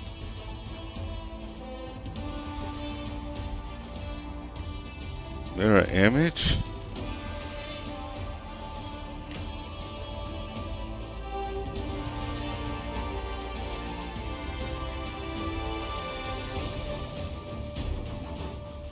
Immune to electricity. Okay. Poison and electricity.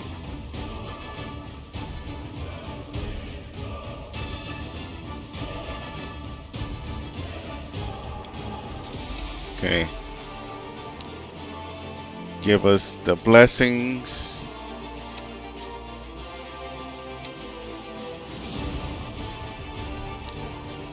You holy smite him.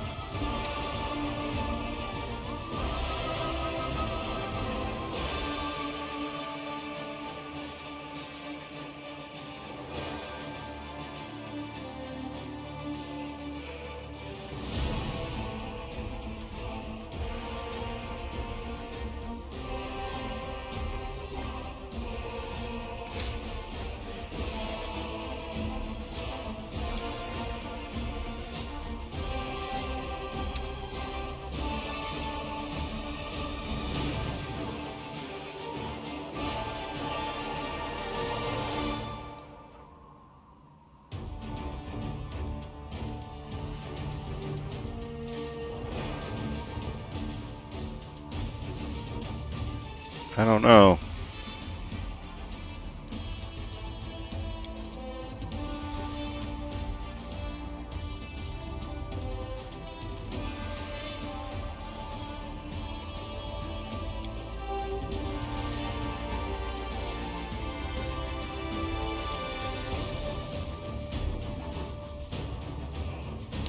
We can try this. See if it does anything. Do we have any magic missiles to get through his mirror image, I think?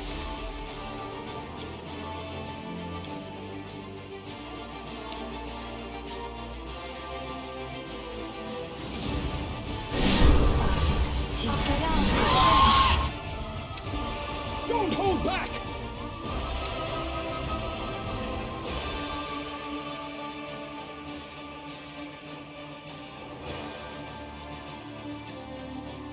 Into the fray!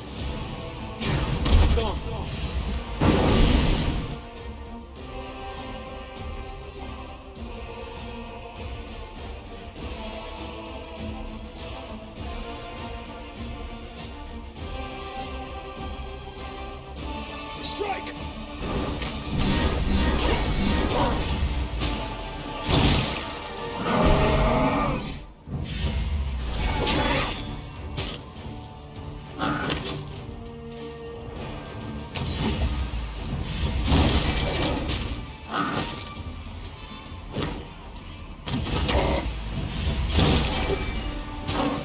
Okay, he's coming down.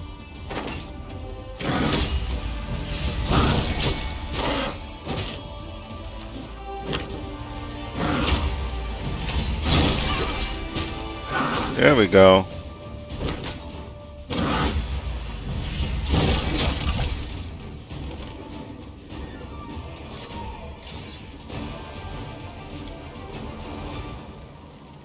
Okay.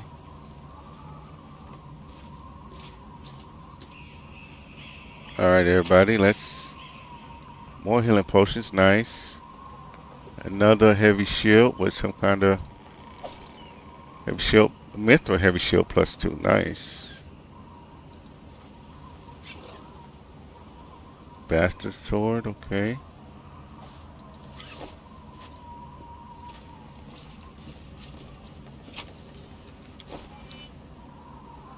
What else is over here?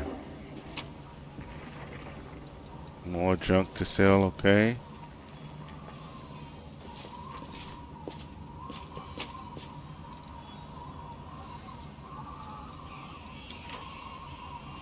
This told us about the spirits. Okay. I'll read all that off stream, I think. There's something going off over here.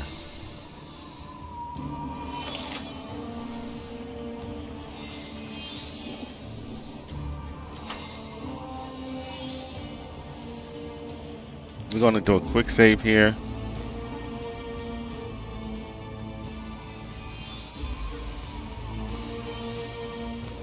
And I think we're going to go ahead and save and end it here. I don't know what that is, but I have a feeling that's going to lead to more. And I'm already way over the time that I should be streaming tonight. So, yeah, Big Bad Russian. I need to redo my sound alerts for when you guys message me.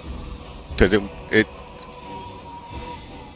yeah, now it only does it for the first time somebody does something. So I need to go back into the settings and reset it so I can get a little alert every time somebody says something.